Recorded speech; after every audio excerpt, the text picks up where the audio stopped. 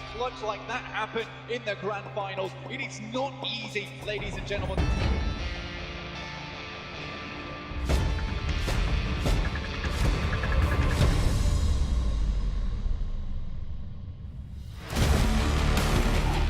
Octavian and Bazzi hitting the deck, going for the sprays out wide. Novolo into the great for them. Sebi now in the dust. Will find Reeves. Now just needs to deal.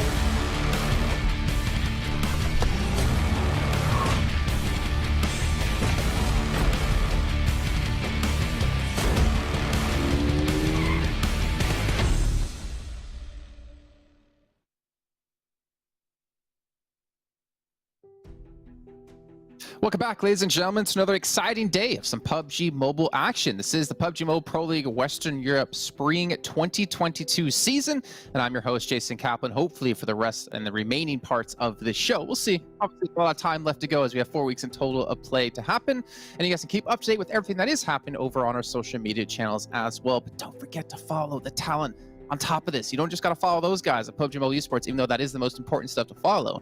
We also put out some stuff once in a while. And not only myself, we also have Maxman and Kalaris who put out some great content. On top of that, we have them joining me here on the desk. Max is looking ready to go, and James looking like he wants me to butter him up a little bit more. So let's actually say there's Maxman. On the end, we see the man with the perfect beard, always trimmed, always so lush. The hair, always looking good. Doesn't matter what color it's going to be. He's got a million things going for him. He's got the finest clothes, hangs out with the chillest dudes, but does not go to restaurants because he's all about that home cooking from home. Welcome, Kalaris. Thank you very much. A welcome, fit for a king, I think is fair to say. The King of Krakow is here alongside the min-maxer, Maxman himself. How are you doing, mate? Yeah, I mean, you got Kalaris as all those descriptions, and then you have me. I'm just here. I got a plant though, so very cool. That's changed. I actually put up a bamboo behind me, so that's something. And yeah, I'm here for another day of PMPL action. Let's go. We barely bullied him, Jason, about it, and he changed it. I won't bully him. I refuse to bully him today and his stupid face. Anyways, guys, we had a great day of action yesterday. We had some teams, head towards the top of the leaderboards that honestly I didn't necessarily expect, though Maxman did. Let's actually take a look now at the overall standings so we can see who currently is sitting in that first place position. And Max, I'm gonna let you talk about it first because it is RESQ. You talked about this team, and they've come out the gate swinging.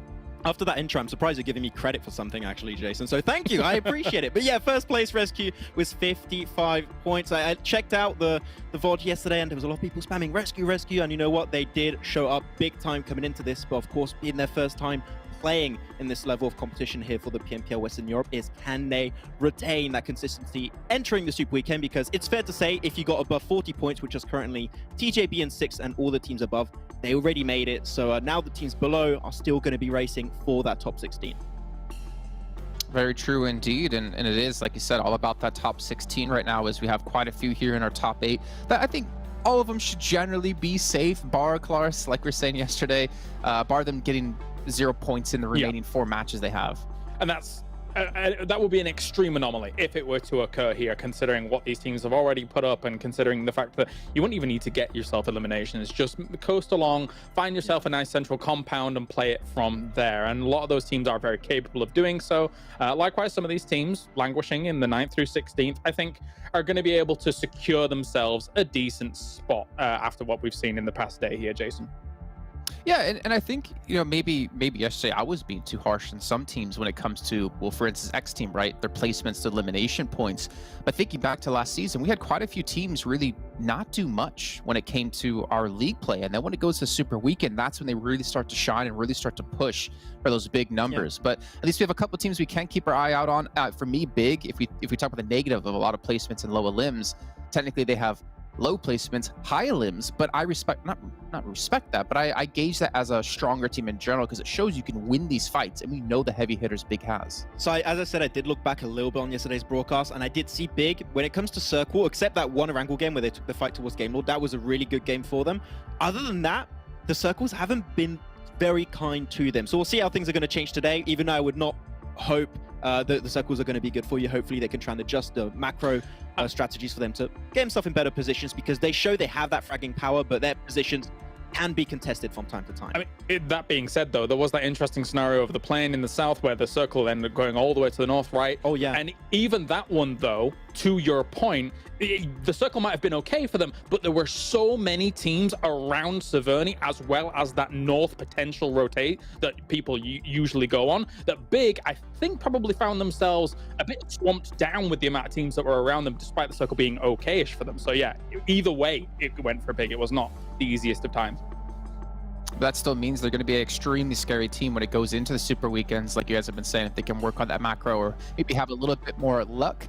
But also, at the end of yesterday, we were a little bit curious about how things are working out when it comes to teams in eliminations. And let's just take a look at our top 5 teams and see where they currently do stand. And you're going to see your super young roster. You're going to see your 4 Romanian men. But Kalaris, you pointed out when we were looking at this yesterday, there's a big standout team here. Ah, yes. In this portrayal of our teams, we have rank number 1, rank number 2, rank number 3, rank number 4, and rank 12, which is big currently here with the points that they've been able to accrue as a whole. So, I mean, to justify what you were saying before, Jason, about, you know, you get your eliminations first, and then down the line, if you're able to kind of constantly grind those out, placement can come later in a very big way, no pun intended. So potentially we could see that, you know, divert and change a little bit down the line, but it's very telling here when it comes to the eliminations that 1, 2, 3, 4, and 12 are this close. Yeah, and also to mention real quick about 4 Romanian men, 24 eliminations, being the second top elimination team in this tournament so far. It's not a huge surprise because they've tried to play a lot more central than other teams in the lobby, and they've capitalized on that one very well.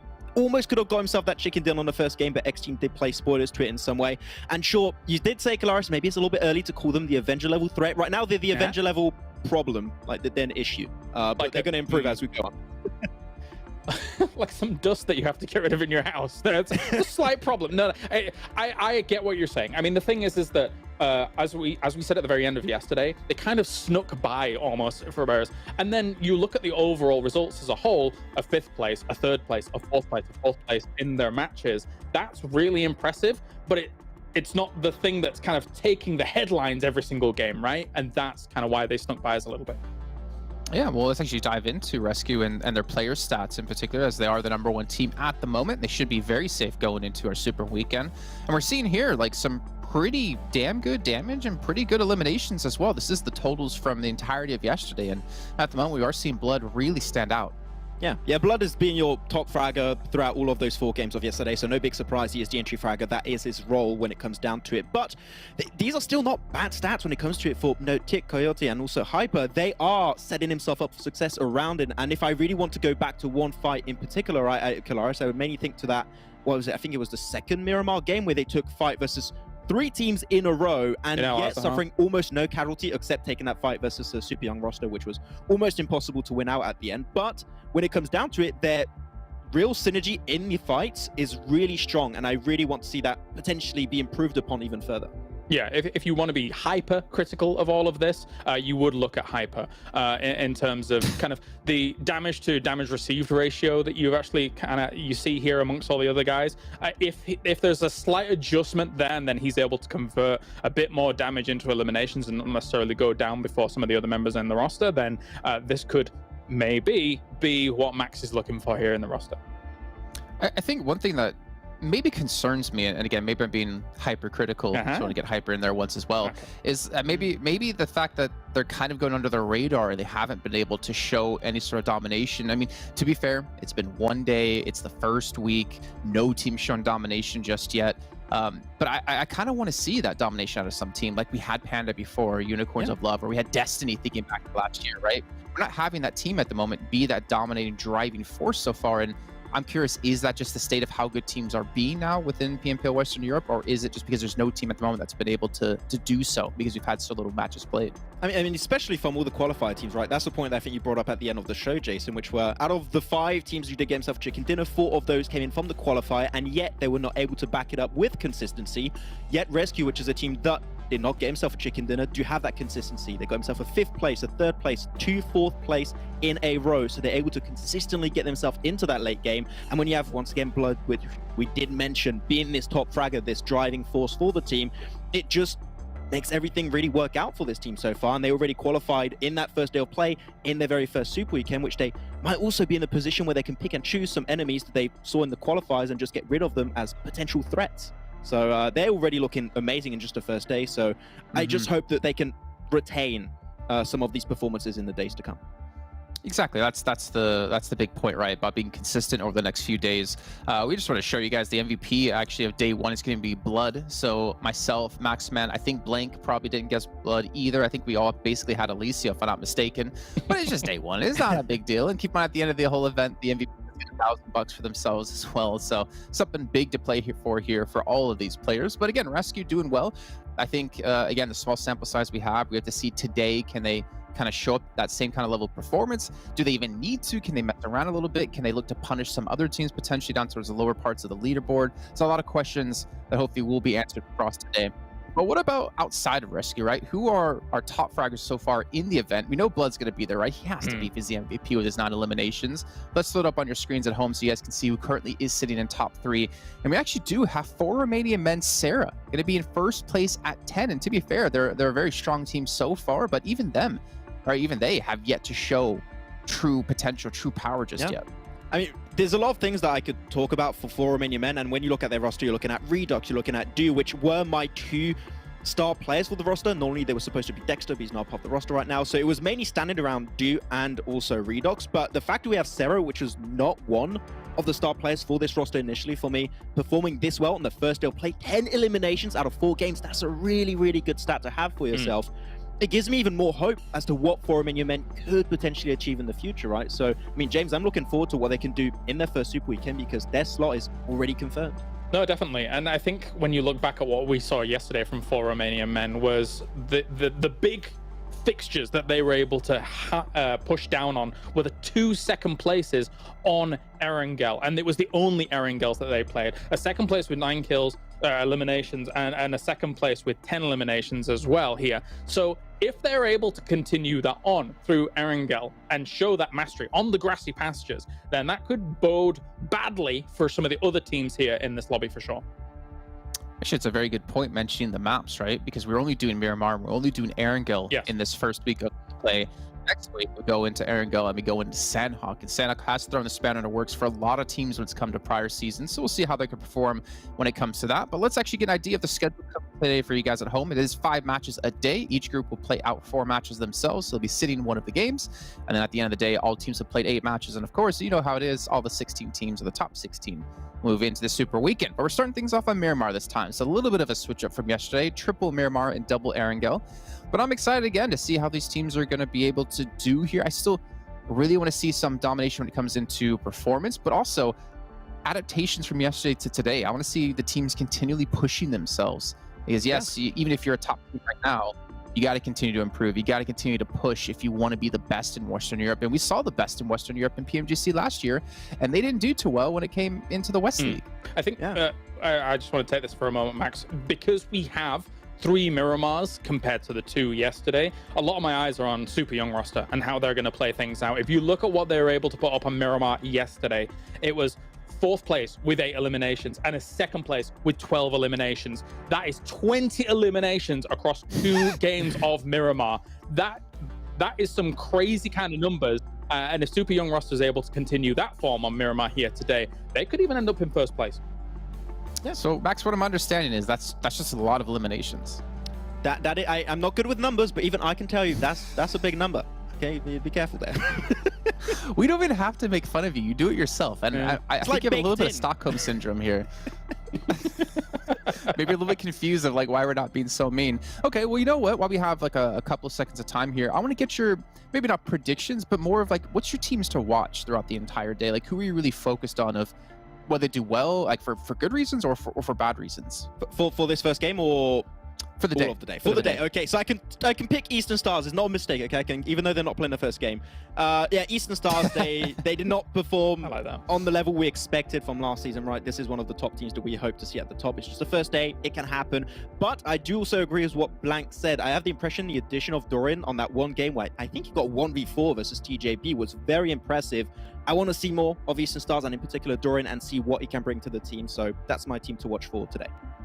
Okay, Kalaris? Well, I mean, I did mention Super Young Ross before, so definitely that is one to watch. But because I've already kind of alluded to why that is the case, I'll pick a different one. And for me, it has to be Unicorns of Love. I think That was mine as well. Yeah, they can't go into today the way they did yesterday. It needs to be a better performance, and we know that this team is very capable of doing so. Otherwise, they could potentially go down to the bottom 4, which would be nuts for the first week going into the Super Weekend. The Nova break. That'd be a Yeah. That'd be a massive hit to morale for them, to be honest. And the thing is, they have the caliber of players, they have the experience of the players as well. Just kind of make something happen today. But gentlemen, thank you so much for all your analysis about yesterday and what's come to today. But we do have to head to our casters, but not before we talk about Monster Energy, our official energy drink partner here for the PMPL. I need to go pick myself up some more because it's early mornings for me over in Canada at 8 a.m. I need to chug me one of those bad boys and get myself ready to go for our commentators. Speaking of them, we got John and Blank going to be joining us on the show to carry us away here. Whoa. Hello. Okay. That's not who I wasn't supposed to be on for this game. This is not right, but we'll accept it regardless. Hello. I like how you were like, whoa, get the blanket off. It's like cuddly time. Exactly. No, I don't even put my... Okay, all right. I definitely wasn't ready for that. But, yeah, sure. You're here in now. we go. Am I going to stay in? I don't know. Let Who me pull up knows? the map feed. Okay, all right. Yeah. Get that map feed up there. That's right, guys. We have the insider knowledge. Now, the guys on the desk, they were talking about some interesting things, and I do agree with most of the stuff they said. Unicorns I love, for instance, John Allen, 14th place. It's not exactly where we expect to see them at the end of yesterday at 20 points total. I think that their team is much better than this. But I think that, you know, one day it's not enough. It's really not enough to determine exactly how these teams are going to play going forward. I mean, we could even see, I'm not want to foreshadow anything, but we could even see RESQ drop from that first spot all the way down into 12th or even out of the league play, out of the Super Weekend spot, right? Which is very unlikely, but it's something that could happen. I think that looking at this though, today is again that chance to show us that consistency. And one team that hasn't really suffered with consistency in one area is Big John. Having all those eliminations is fantastic, but if you can't put the numbers up to back it with the placement points, it's not going anywhere for you. No, for sure. But to be fair, we have seen teams qualify on 2 Super Weekends, so not getting into a single Super Weekend, it's not good. It's not good. But it is obviously it is still repairable if you aren't able to make it that far and get a little bit deeper into the tournament. So hopefully we'll see Unicorns step up just that little bit. Obviously starting things off. I think we're starting off on Miramar, right? If I'm not mistaken. I'm having to pull this one back from a state of confusion. And this is gonna throw off the whole rest of the day. This is gonna throw off the whole rest of the day, Blank. So we're gonna have a great time with that. But yeah. Getting into Miramar, Unicorns looking to strike out big.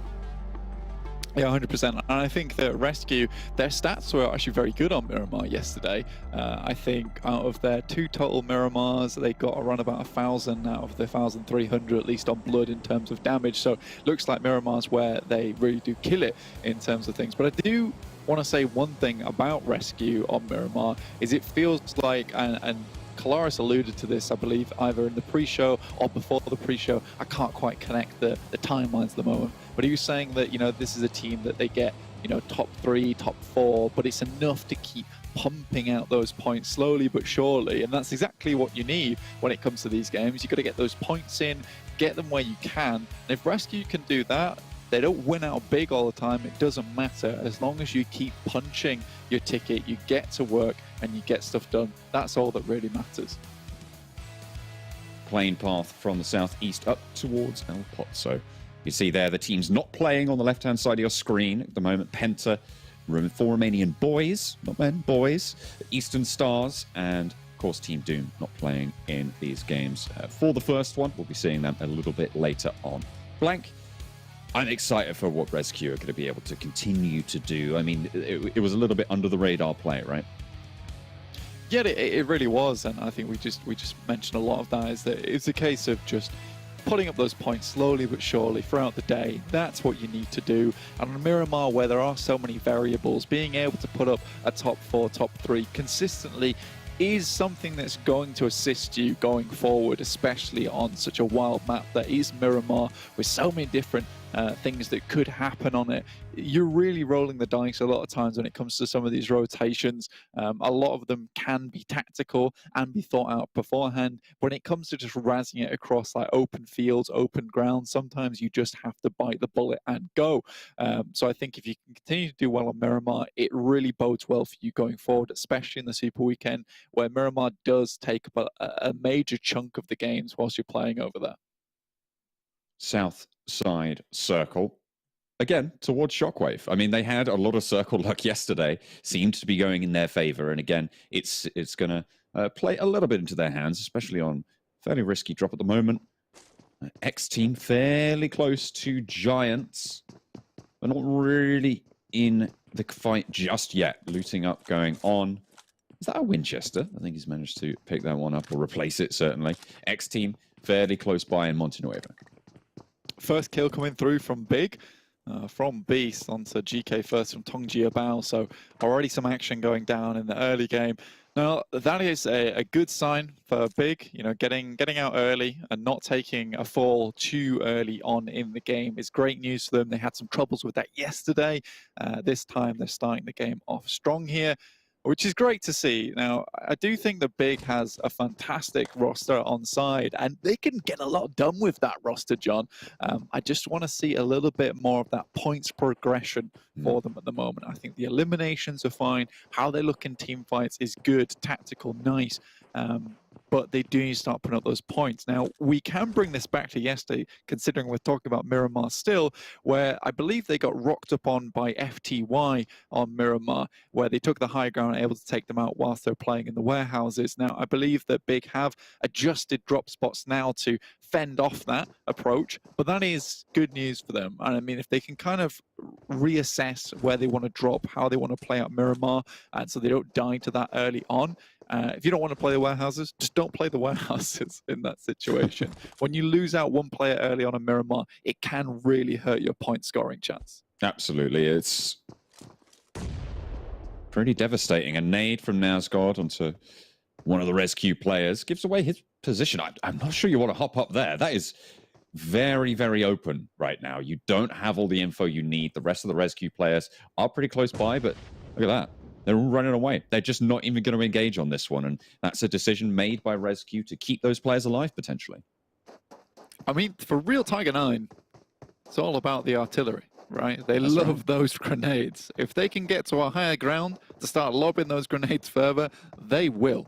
I do think that Real Tiger 9, they have something going for them in terms of their grenade capability and also the cockroach factor, in which case they just refuse to die in a lot of circumstances. Quite useful for them. But I do think what you said was very interesting about RESQ, which is putting this massive focus on, you know, keeping players alive, not going for these early game fights when they don't have to. They know they've got to continue looting up. You can see here Tick's only got 9 bandages. He wants to get some boosters on side, some first aid kits, set themselves up pretty for that late game and try and get another top 5 finish. And if they get another top 5 finish here, John, on Miramar, I do think they're looking really good going into the Super Weekend. And it's not a team that I personally would have chosen as a big pick for the Super Weekend after watching previous seasons. My question is, are they going to change up that play style once we see them in the Super Weekend? When you have those longer forms of game series, right? You've got 45 games to play out over the next 3 weeks. If you make every Super Weekend, are they playing more conservatively than maybe they would in those Super Weekend positions? You know, if we're seeing it now, they just want to get 8 games consistent point scoring. They've done very, very well, obviously, sat towards the at the top. Is that going to change? To be fair, if they're outperforming everyone, I don't see they have a reason to.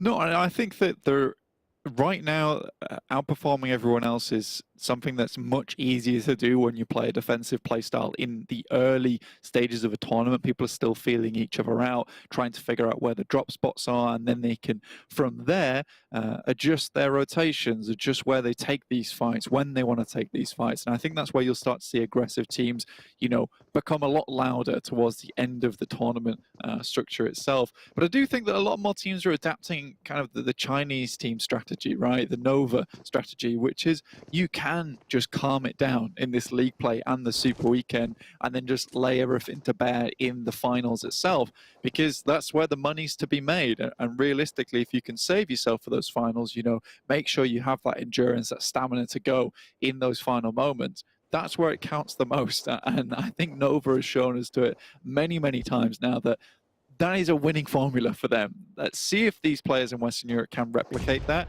But RESQ, you know, there's lots of eyes on them right now, and I think that is because they are kind of the atypical pick.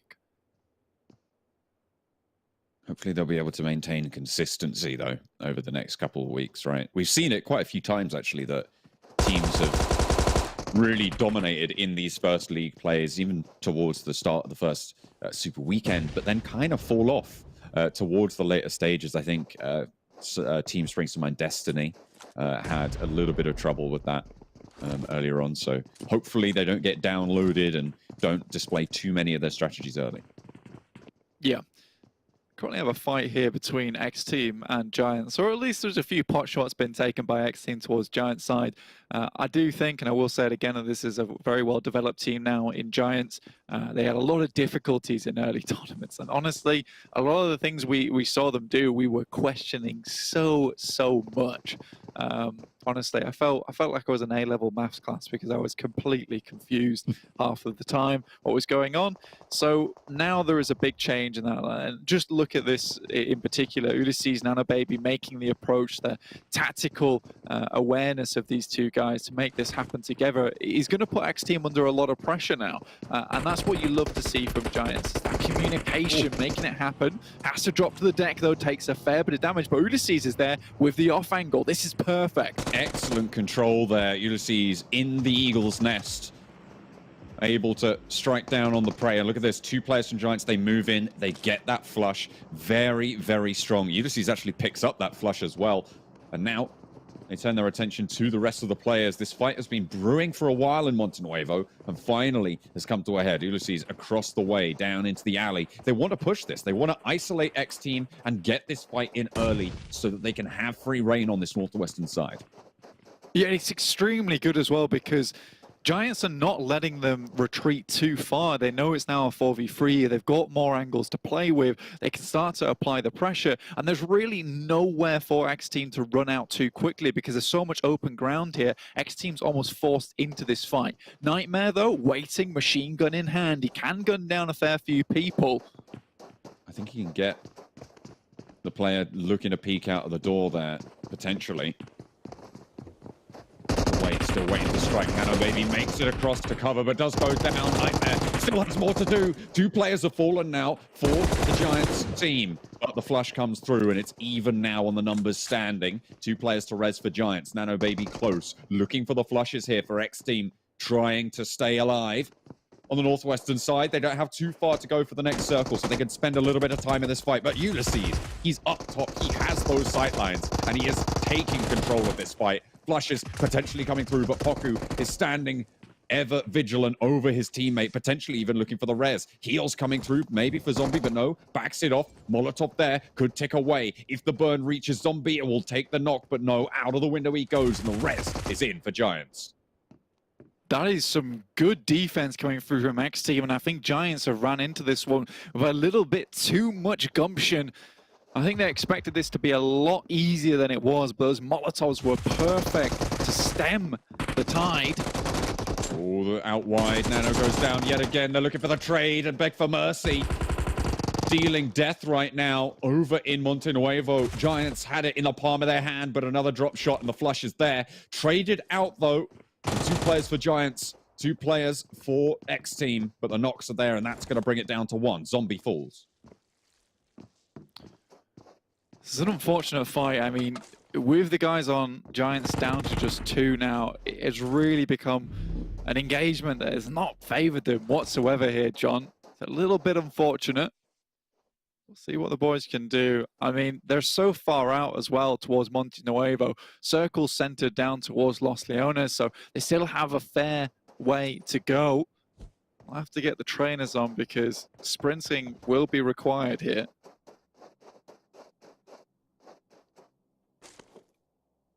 Beg for mercy, getting some loot on board Yeah, I mean, it's wise to invest in getting Ulysses back up. You can still get that heal off. You can get back to 2. They know there's only 1 player to deal with, and you know he's most likely going to be on those crates. They should be aware that this wall is the danger zone. I wouldn't be too surprised to see a nade popped over the top. And beg for mercy, take the knee, but he's definitely spotted Pocus here. I think the guns are poked out there. Pulls the pin, cooking it up. Should have heard it. Ooh, a really nice suppressive burst there from Beg for Mercy. This is micro play at its best, Blank. No one really giving too much ground. Yeah, Beg for Mercy, pretty big mainstay over on Unicorns of Love. Finally moved off it now onto XTEAM. Ooh. Making things work. Pan goes over the top. I think Giants know that this fight is just not going in their favor, but these are some great shots coming out from Beg for Mercy, and you're right, there's no meds here. I'd love to see how that fight does conclude. He went down. Beg for Mercy just went down, out in the open. Ulysses got that elimination there coming through, but I think there was a knock from the play zone, Resable, but there is distance now, and a far south shift over towards, well, look at that, Shockwave. It's going to mean they have a long way to go. I mean, Shockwave have been very, very lucky with these circles. And I think that, you know, you could say it's not too much luck. They're just getting the circle over towards them. It's not the end of the world. But both times now they have had the circles come to them, it's been a case where their entirety of their backside is completely clear going forwards. So Shockwave only really have to worry about what's in front of them now, and they can start to move into the circle later on. Whereas you can see that they are literally the only team on the southeast side. Every other team in this lobby will be coming down from that northwest, and they're going to be clumping up all together and have to fight this one out. Big, able to find a player on RESQ. It starts to open up a little bit of the zone for them to play with, but 2 players from RESQ, and this isn't the performance that they want to maintain, but 2 players can still do a lot here on Miramar. Get enough done. I mean, Blood's out though. MVP from yesterday do get a little bit more difficult, and I think that Big is just starting to push down on these teams surrounding this area. And I mean, they're coming in quite late, right? And this is very, very, very much the RESQ play, to make sure no one else is here. But I think Big spotted them out early and have decided to gatekeep. They have the vehicles in hand, and they can just leave RESQ out in the blue now if they do want to just start to move down towards Los Leones. A lot of teams are setting up position, so perhaps Big, you know, they're not too worried about getting to the circle because they know they're not going to get a good spot just yet, and they can kind of play this around on the edge side. FTY on the edge side, as you say. But also, this is a team that has played a couple of guarding spots in these circles and tried to control from the, I want to say the inner edge in a couple of places, but we haven't really seen that have too much of an impact for them. Not just yet, anyway. Maybe it will bear fruit later on into the tournament, but hopefully they can bring it up just a little bit, because at the moment they're not looking too hot on those points totals set towards the bottom of the tables. Maybe try to bring up a couple more, obviously in that elimination zone, not where you want to be finding yourself. You see Game Lord there all the way on the eastern side trying to get their way through. I do think we actually missed Super Young Roster going down earlier on during this game, but they did get a total of four kill points there, 4 eliminations. That was probably versus Real Tiger 9s. Really, really good stuff overall. And I think Super Young Roster, this is their map. This is where we've seen them do well before. So going out early like this, yeah, 4 elimination points, great news, but they would have rather have gotten a little bit later. RESQ still out in the blue. Big do lose a member. That is fairly unfortunate. And I think that they could have perhaps started to come into this circle a little bit earlier, but FTY guarding this one out fantastically. Big do manage to get that res, though. It was Suave on the hillside going down, but did manage to pick them back up. So they are still on 4 players alive. FTY moving forwards into treacherous territory. Unicorns of Love take a knock as well in the meantime from Game Lord in the fight that they are engaged in right now. That's going on pretty far out to the east, and I think Unicorns are looking to sneak on past into the circle. Yeah, that's the hope. I mean, they do have a lot of cover over on that southeast side, so there is stuff to work with. You've got the silos as well, just where Daddy's currently playing. FTY trying to harass Big at the moment. And I think that, you know, you are just locking down this position as 4, and slowly but surely Big is surrounding it. And for FTY, this compound is no longer useful to them anymore because the circle has moved away. So I do think putting all your eggs in one basket here, now Big can just happily sit around like a couple of hawks and wait for FTY to have to leave. And they've got all these lips to play with, Mozero in the back playing backstop. This is really, really well done. And I think FTY has kind of put themselves in an awkward position where now they're having to use smokes to get out the way. We'll see how far they can get through.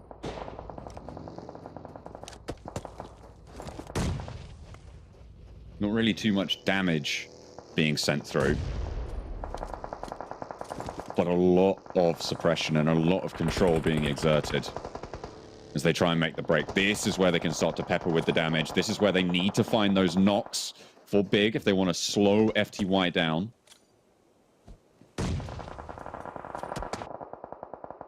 They're not really gonna find it. Oh, Nox does go down. Finally, Big are able to land that damage, and actually another one from 4 Romanian Men is going to make FTY's position even harder to play from. Zodok's location known. And Mozero out on that high ground, out on that ledge, much closer to the circle. FTY, I think this is where their journey ends on Miramar. Yeah, and it's the mistake that I talked about earlier. Nice shots from Mozero that just sees the head peeking out. And I think it's where you put all your eggs in one basket, you're not able to quite take down a single player from Big, and then they just surround you. And it was just so much time spent doing that. 4 Romanian Men not able to even take shots at Big because, like I said, they have these lips to play around with, so FTY is taking shots from everywhere. Very, very good awareness from Big at the moment, and they're getting a little bit further into the game. And I think this is where their prowess or finesse when it comes to eliminations is really starting to show, because they know exactly what they need to do in these types of long-term engagements.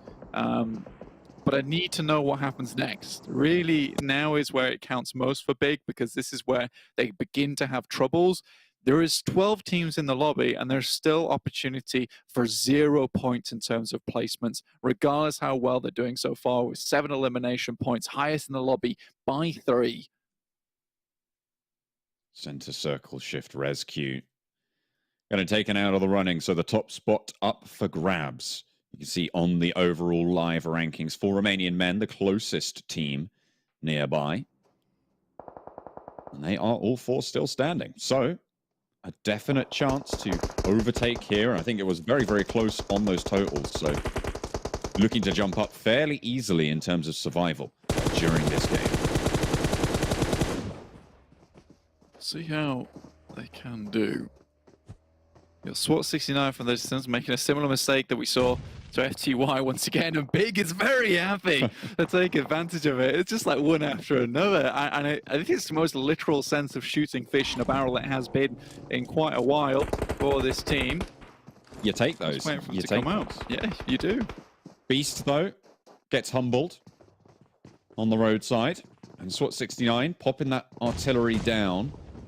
A nade over the top, and maybe look to slow them, but get out of this situation for now. Big leave Beast, and down to 3 they go. Swat 69 doing the work here. Getting in those vehicles, getting further in, though, is a tall order. We'll see if they're able to make it. Yeah, respect this. So Michi did move forward for Big, so the rest of the team have to make their way in. This circle does start to hurt now at Zone 5. You see Michi has regrouped with his teammates of Swave as well as Mozero, and Swat 69 looking for this shack. I don't think it's a great place to go to. Yeah. This is very well done, regardless of losing a member early for Big. They perfectly predicted this transitional period for Swat 69. Game Lord's also here. Mazzaro's caught out in the open, maybe going for the push at an inopportune time. Has to go for the gun. Swat not there, quite on time, and Swat goes down to boot. Now it's just me. He has Game Lord locked in, log loggerheads. One player standing versus two for Game Lord. Robs gets a couple of bullets sent his way and catches them, unfortunately. Victor didn't manage to win the 1 versus 1 on the last Miramar they played, but now up to a 2 versus 1. Has some teammates to play with. Mihi tries to stand up, but this time it's down in the dirt. Game Lord able to win it out against Big. Yeah, that's a huge mistake coming through from Mozero there. The spray into the smoke was just not good. I think when you're so out in the open, you can't afford to waste bullets like that. You need to be able to react on a swivel. And Big going down there is going to cost him a lot of placement points going forward. Really, really unfortunate stuff. And I did feel like the rest of Big left Mickey out in the open, just hanging. And he really did his best there. I think his push up to the circle early on, retreating from that fight from Swat 69, put them in a very, very good position. I just don't think they expected the third party. But realistically, they should have done, John, considering that we're at this stage in the game.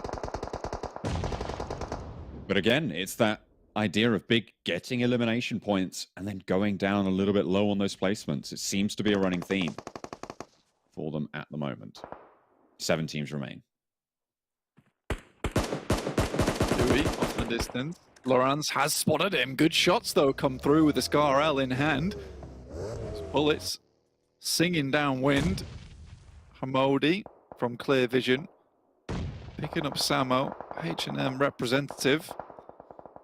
Tongji Bao, despite losing a player early on, they've thrusted their way towards this endgame at Zone 6, 22 minutes, closing on 23. For Romanian Men, our second place team right now. 55 points, 1 point behind RESQ. And I think they've already leapfrogged pretty handily here. RESQ only on 1 point so far in this game, and they're not going to be getting any more blank because they are all down. And they are all out. Redux. Looking for a little bit more, and I think you're right though, for Romanian Men doing fairly good work in this circle. Realistically, they just have to hold off Vamos as well as Clear Vision.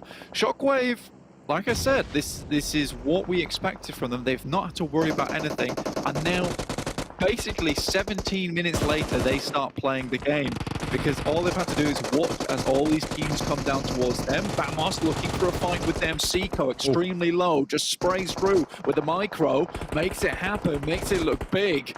And Shockwave from the south side, 2 eliminations now brought on board. The circles shifted their way, and they've done this before. They've made it into these late circles by playing for this late engagement on the back of some hard shifts towards them. A really solid result and a really solid enclave for them to play from now, moving forwards.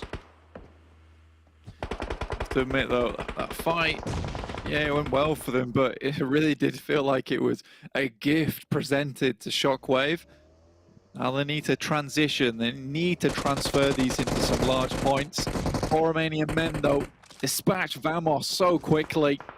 They look so good, look at them all. Different directions all over the place. They've got this landscape covered. But they are all very close together. And they have to maybe move a little bit more central, depending on where this circle is going to shift. And you can see already they've managed to get that foothold in. Redox moving on out as Unicorns get the shift this time around. Shockwave with a whole slice of it as well. A really solid position for these teams out on the east. Unicorns are loved quiet as a mouse throughout this entire game. I think they've been focusing on getting into the circle, which has been a monumental task from the position that they were in. But finally, they're here. Didn't take too many fights. There are shots flying down towards Game Lord. Not sure how many of them are coming from Unicorns are loved, but it is really this 4 Romanian Men and Game Lord fight ensuing. Finally, Game Lord will go out in 4th place. Not too bad. 10 eliminations total is really, really good to have on your card for the day. Shockwave, 3 elims. Want to put up more points now. 3 teams remain. 4 Romanian Men down to 2. Unfortunate for them, but it was a hard push to make. I imagine we're going to see Unicorns taking on Shockwave in these final circles, but 4 Romanian Men still not out of it. And Redox, with that foothold forwards, could take control of this ridgeline, but Unicorns probably have other ideas. I think Shockwave have taken sitting back and not doing too much, far too literally here in this situation, considering they've just let 4 Romanian men look to crest onto the top side of this hill. This is terrible news. Now Unicorns of Love are getting involved too. Seco goes down. Tigers looks towards Unicorns of Love's position, not able to get too much done here. Goodness me, Shockwave have let these teams crawl all over them.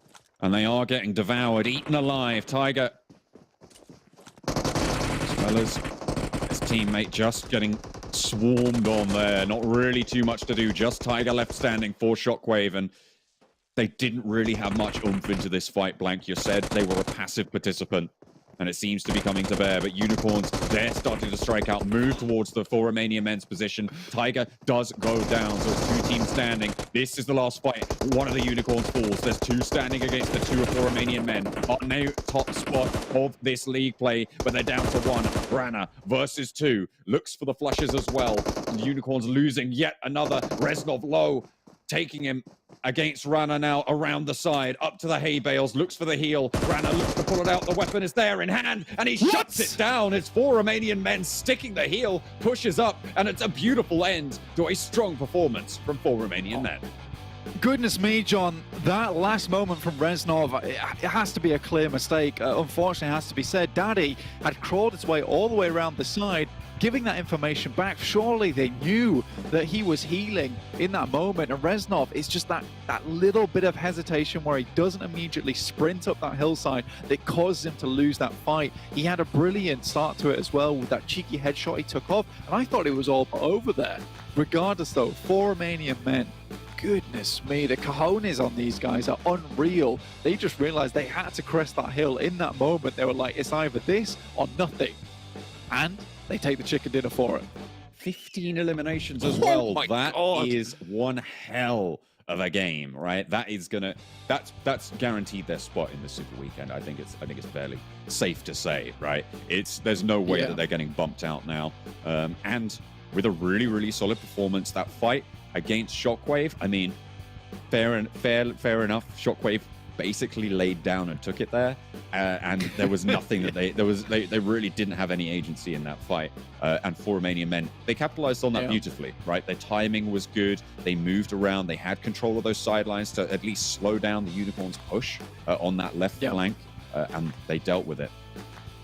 Yeah, pretty much it did feel like Shockwave in that situation had the nerd of the school, the 4 Romanian men were the bullies, and unfortunately Shockwave were like, we'll crawl ourselves up into a ball first, then you can get us in the locker easier. And 4 Romanian men were like, cheers, that's brilliant, make it easy for us guys. But yeah, incredible stuff. Check out the round report now, see exactly what went down. Lin just sneaking in there with a 3 nade eliminations, but Rana 1,272 damage total with the most eliminations since lobby with 6 is unbelievable.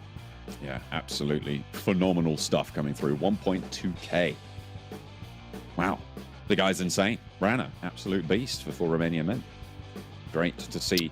And Victor there as well for Game Lord, who did have a very, very strong elimination game. I think they managed to get at least 10 over the course of that game. So great stuff from them. But 4 Romanian men dominate on Miramar.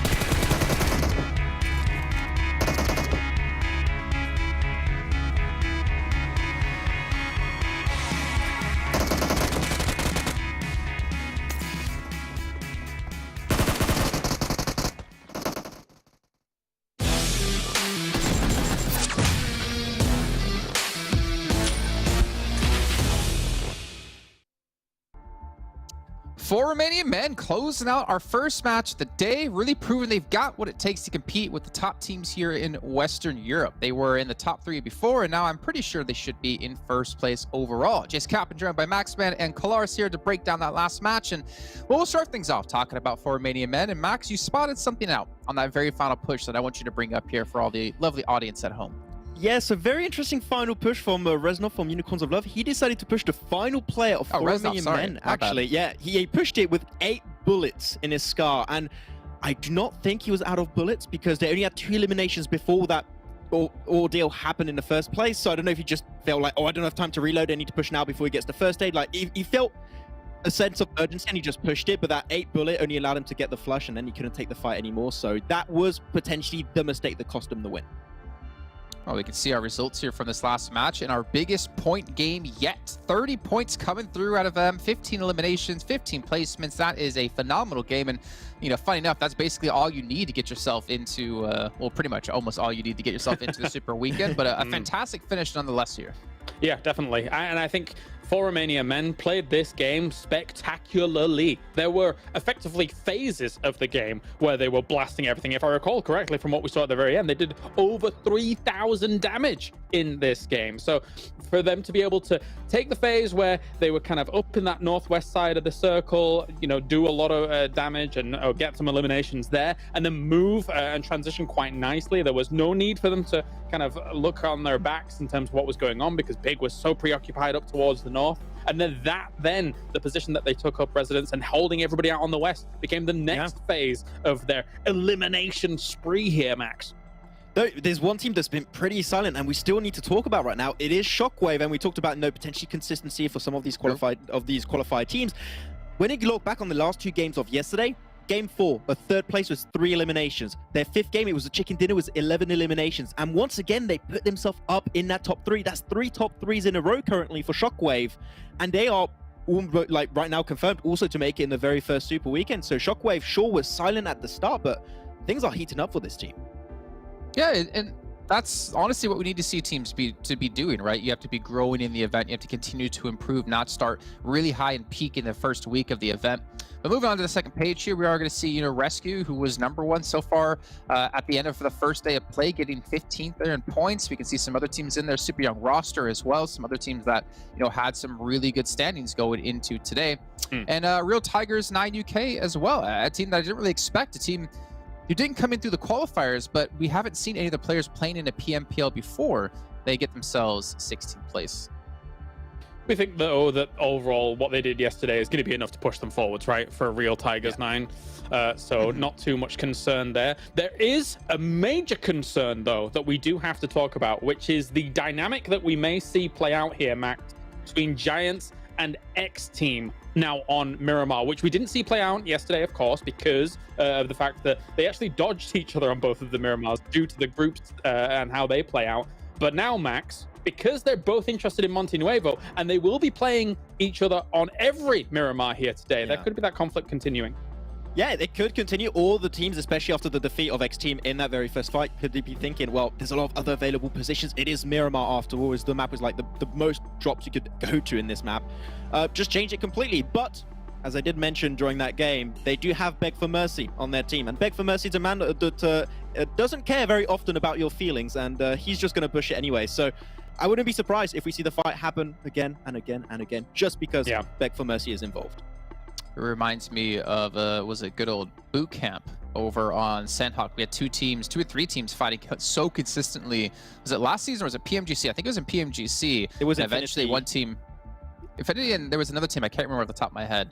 But eventually one of those teams had to give up and run away. But we'll see what's going to happen. Let's actually dive into for Romanian Men and see this last match in terms of the player breakdown. I want to see who really was staying out for the team. And to be honest, I mean, Rana and Redux really doing some serious work here. I'm really enjoying what I'm seeing for Romanian Men, because I mentioned it initially at the start of this tournament. Do and Redux were the 2 big players I was looking out for. Sarah being the top fragger of yesterday was great to see. And now we even have Rana, 69, popping off on the second day on this very first game. Very nice. But I have the impression that they all right now stepped up And it's not just the fact of Duo and Redox, now it's the entire team that has become that threat to the other teams in this lobby. So I'm sold for the Romanian hype train. Of course, this is not the Super Weekend, so it could be different, but I'm happy with what I'm seeing so far.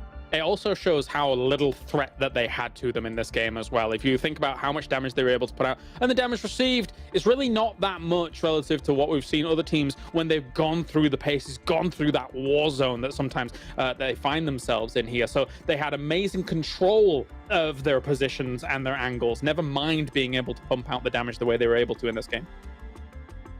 Okay, let's actually move on to talk about another team here. And Kalaris, you were mentioning it while we were watching the game live. Big, a team who was 5th place overall in eliminations at the end of day 1. They put up, I think it was, what, 7 or 8 eliminations in this last match 7. as well. Let's just jump into their player stats and see who's really helping carry the team through.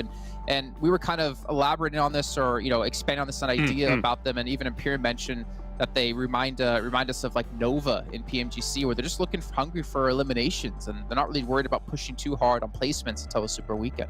Yeah, very interesting, because not dissimilar to what I thought about Romanian Men's game, I think it was game 1 of yesterday, where they weren't really paying attention too much to the backfill potential. I thought Big was going to do the same here to Romanian Men in this game, considering I thought, okay, well, that's a decent avenue of movement through into the middle, towards the middle of the circle. Maybe they can do that. But instead, they decided to focus entirely on the east, go for those engagements wherever they could find them.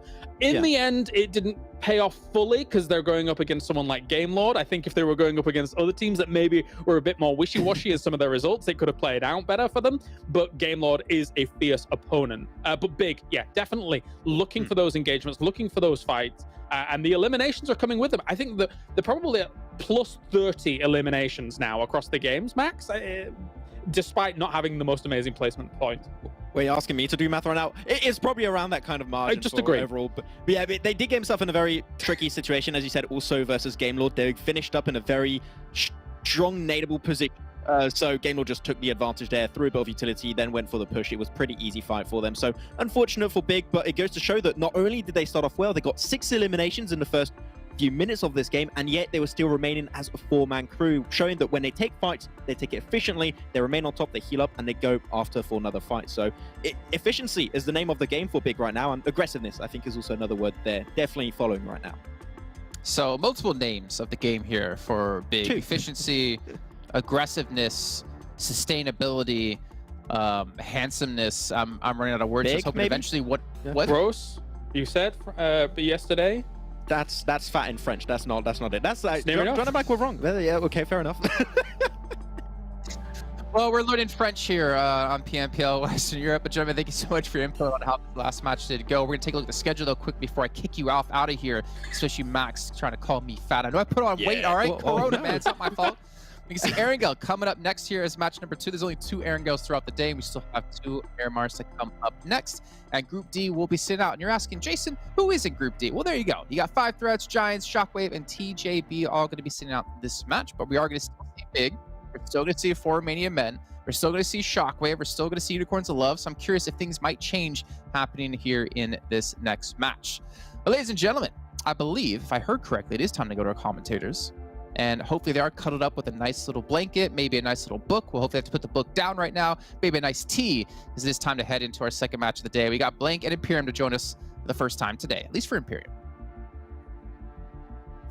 Hello, everybody. Thank you very much to Jason and the crew.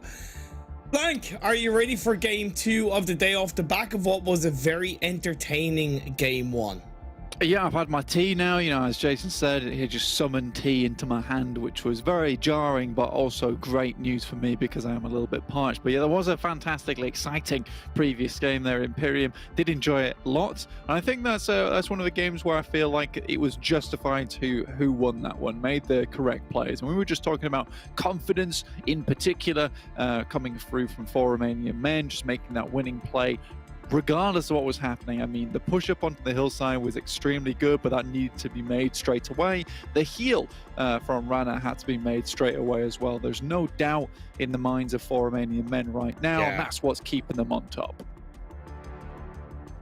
The guys mentioned on the desk about Big and bringing that kind of element of Nova, where they're just not really trying super hard on the league plays, that they're using these early days and the early weeks to really kind of set themselves up for the finals. Are 4 Romanian men showing their hand too early? Are they giving the rest of the lobby too much to take into the super weekends, to take into the finals, where they could end up getting countered, they could end up getting shut down earlier, and they're giving 4 Romanian men a false sense of security?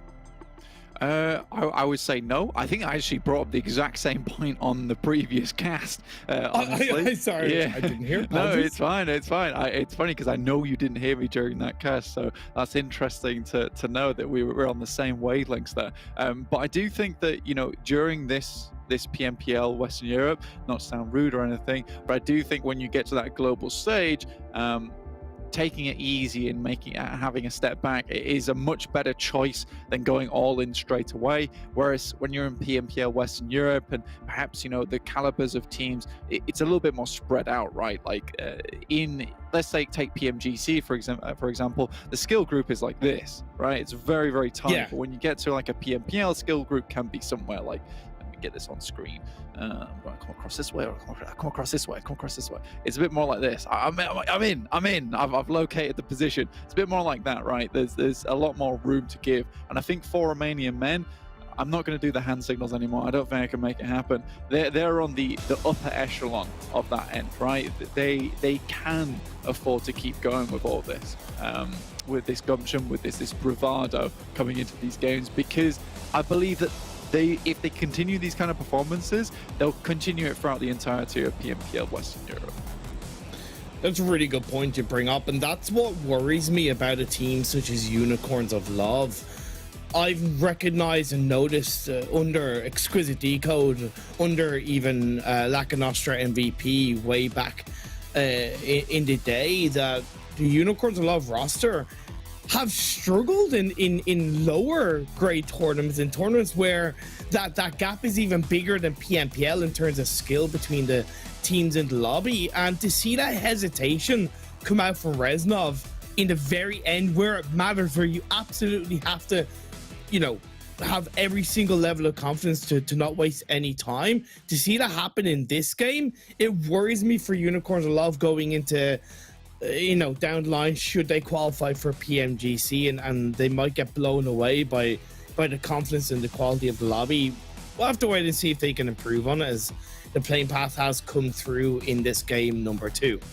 I think you make a good point, to be honest with you. I do think that slight hesitation, you know, he was down on bullets as well. That requires some serious thinking, because you're taking the initiative there. I think for, although I did compliment Rana for this, for Rana it's a case of pressing one button, go for the heal, and then worry about what happens afterwards. For Reznov, there's a lot of different things going on. So do I reload?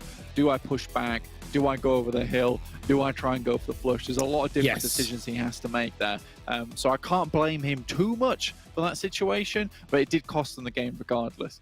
One thing I will say, and I don't know if you agree with this one, Mr. Imperium, is that I've noticed that Alicio is going down very, very early many, many times.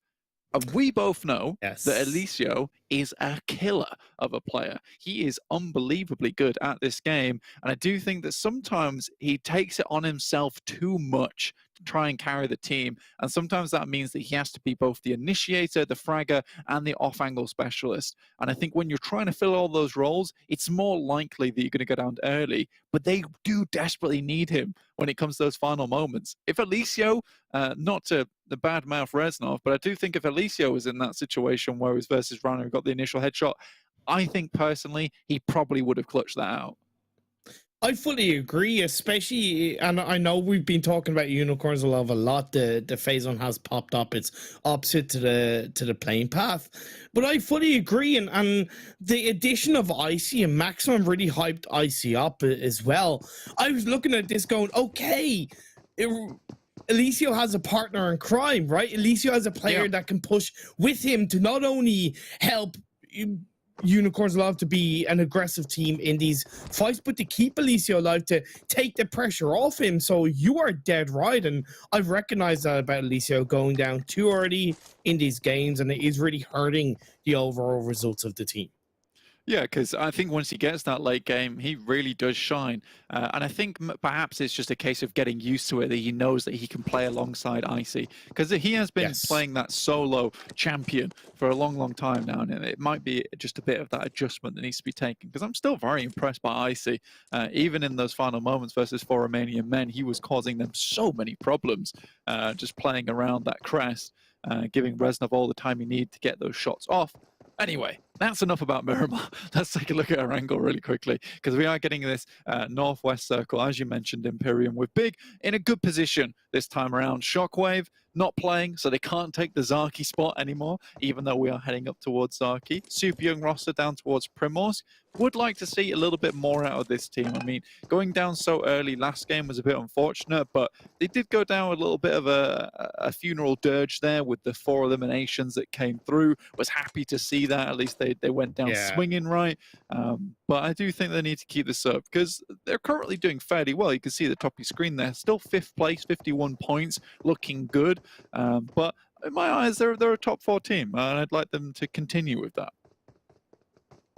Can't disagree with you, or can't agree with you anymore, should I say. PENTA, this is their first game of the day. They dropped the military island. It's pretty good stuff. That was. There you go. They didn't really get punished by rotations through the Western Bridge in yesterday's Erangel games, but we did see them get a little bit higgledy-piggledy a couple of circles later, because they failed to rotate earlier in the game, in my eyes at least. So I'd like to see that correction come through, and so far it's looking that way. They had a bit of a weird one, right, where it was a case of a slow rotate up to the Western Bridge, cautiously scout out just to the east side of Ferry Pier, and then all hands on deck, let's go straight into Pachinki on that south side immediately without doing any scouting whatsoever. So they were like a very, very, very strange car that, you know, it's 0 to 60, 0 to 40 at least in 10 like seconds, a Tesla, and then 40 to 60 in 0.1. Yeah, like a Tesla. There you go. So very, very weird in my opinion. So hopefully PENTA can fix that. And like you say, you can't see a map. You can't see the map right now at home, guys, but we can confirm they are currently on their way to cross that Western Bridge and get into position. This is practically the same circle as we saw last time. So they do get some practice at adjusting this rotation, all going together now. Super young roster haven't had a chance to move up off to that northeastern side as they do start in Primorsk. This is perfect in my opinion. I don't think PENTA could have done this better.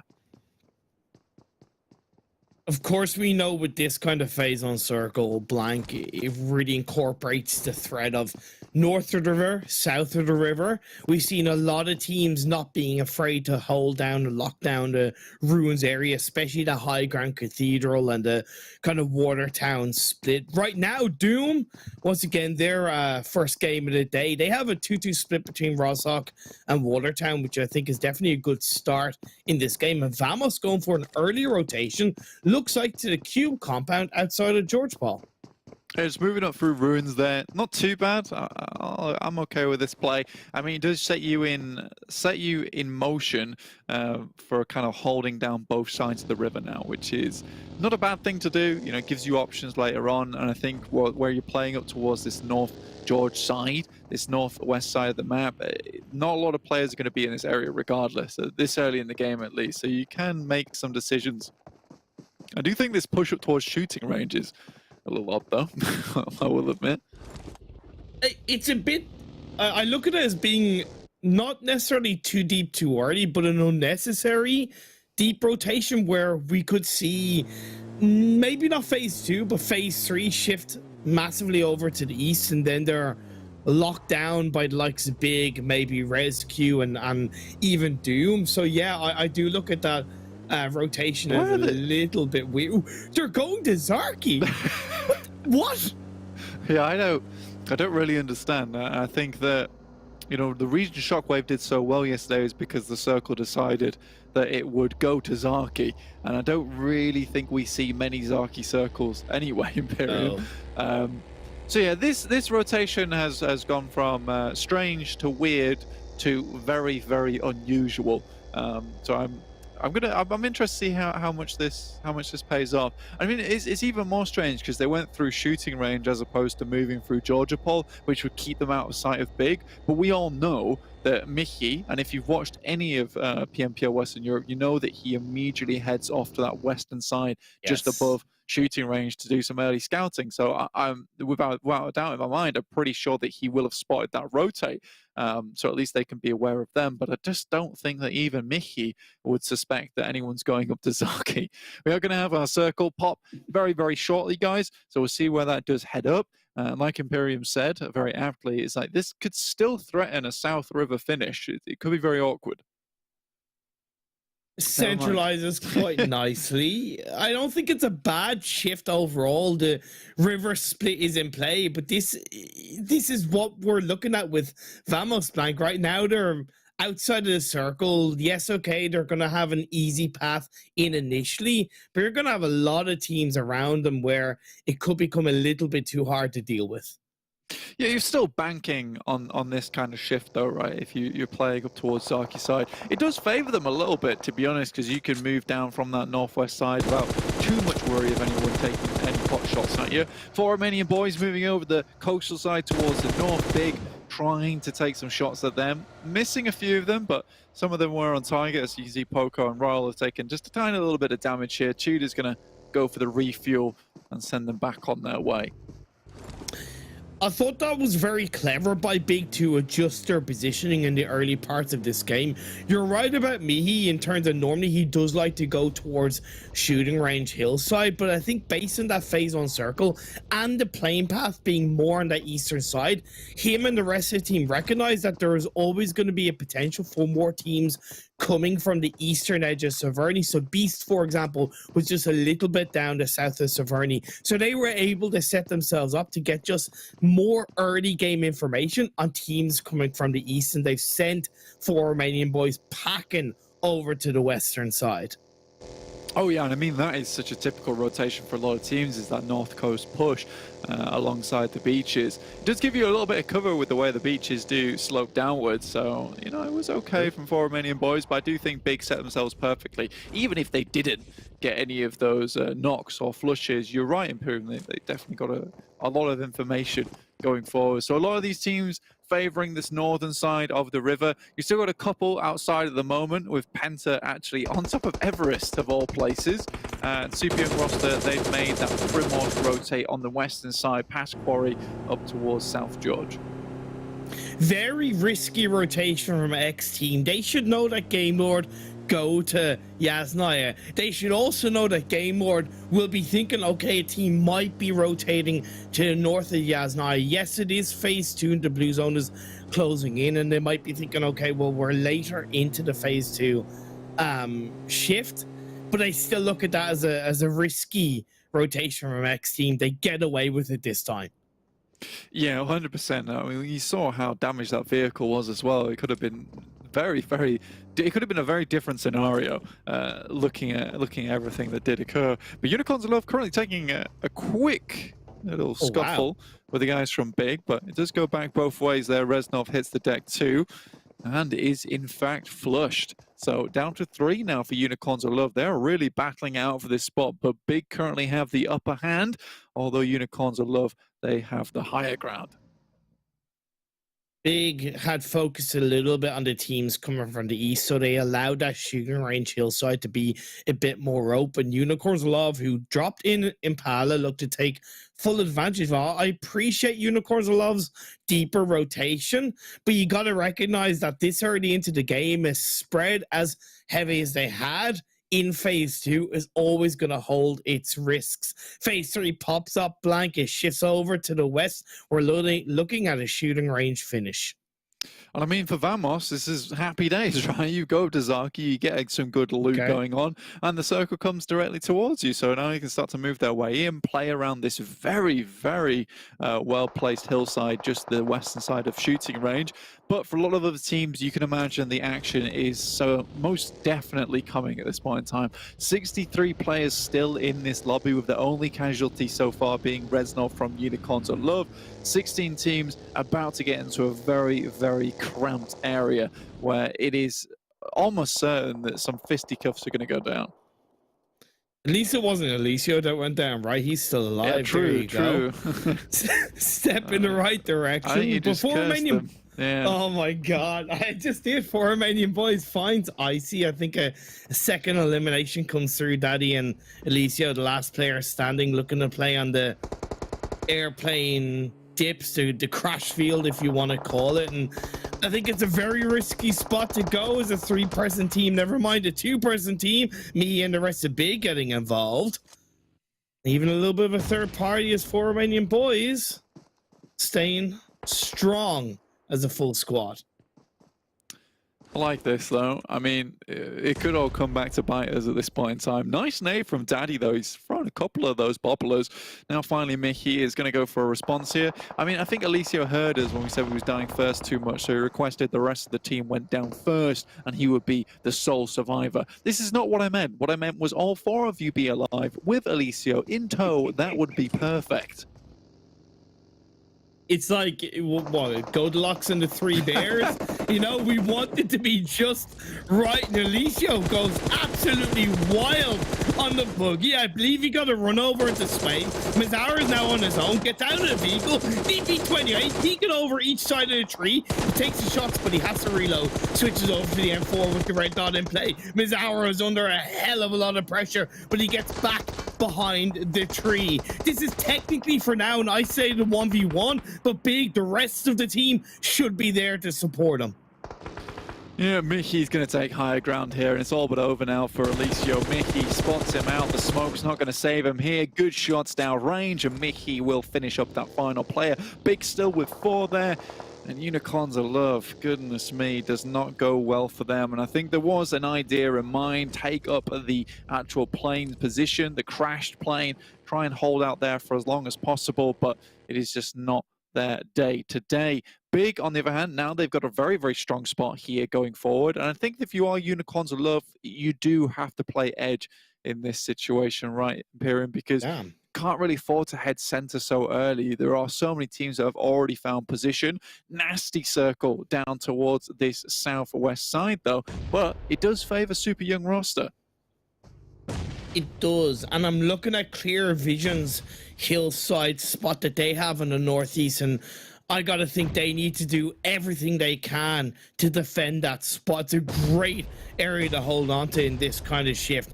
Eastern Stars, you can see, taking a bit of a fight to the side of Real Tigers 9. An initial knock comes through, a revive is played out. Mango returns with a knock into Athos. That opens the door. He pushes forward out of the smoke. This is on the shooting range hill, a very tricky area to fight in. He's like another nade is coming through, and Octavian, he goes down. This makes me laugh so much because whenever I talk about Real Tiger 9, all I ever see them do is throw some crackers of some grenades. And they've already taken down 2 just from Mango on his lonesome. Bloody good stuff there. Happy to see it. Doran, though, with the M4 in hand, tries to take shots up towards XTEAM to give himself some breathing room, and Michu will happily pick up that knock, assisted by Doran himself. So even if Doran can get away from Real Tiger 9, they're going to still get themselves involved in their own kill points. So good stuff. But now just the 2, Doran and Kapahala, 2 very, very clutch players, though, and there's still potential here for Eastern Stars. And I mentioned about Clear Vision. They're going to have to defend their spot because of all of these fights going on around the shooting range hill. Nobody's looking to breach on Clear Vision's spot for the time being. Game Lord, the French Maestros, looking to take the fight against Vamos on the hillside. They looted up Zarki, but there's no point in looting, having the bags full if you're not able to do anything with it. Doom, I believe, looking for a bit of a third party. Prada and Florin, they're out of here. Team Doom still trying to stay alive here. Mert does go down. Vamos somehow really are struggling at this point in time. Real Tiger 9 rock up here. Mango back in the car, switches seats, moves to a better position. Now looking for CA77. Oh my god, Real Tigers 9 are looking so confident. They're cracked right now, especially Mango. I know he goes down, but I say that's a worthwhile sacrifice, and now they're gonna have to face off against Game Lord. Victor is in play. He's cooking up an A by the side of the rock. This could be a golden Nade is indeed. Hardman gets knocked down. Victor, he's able to move away. Michu and Nazgod. Narvalo's flanking in on the side. He's going to play on through. Victor pushes forward, gets a second knock. It's the reason why he's arguably one of the best players in Europe right now. Victor has it all. Nazgod moves up. Victor now looking for another one here. Shoots into the vehicle, but Victor's not going to let that go unpunished. And that's the final one going down for Real Tigers 9. And I think that they thought that they were the beast in the woods, the prowler of the grasses. But Victor comes in with a Lion's Roar and will put an end to Real Tigers 9. A little push here on this side of the mountain. So very, very good stuff for Game Lord. And I think the Real Tigers 9 came up against a lot of targets were a little bit easier to fend off. But Game Lord, this team has done fantastically well before in Western Europe, and they're not going to let things start to slip out of their hands just yet. The circle shifts down south. We technically could have a south of the river finish. Would you believe it 2 to 3 circles ago? I know I wouldn't. Hamodi from Clearer Vision looks at play on the high ground, but that's a lovely nade by Mizawa in the back line to get a knock on the Hamodi. Great team-wide support and communication from Big. They're allowing the revive to play through. That's a bit risky in my eyes. There's no counter nades from Zando. Ooh. Okay.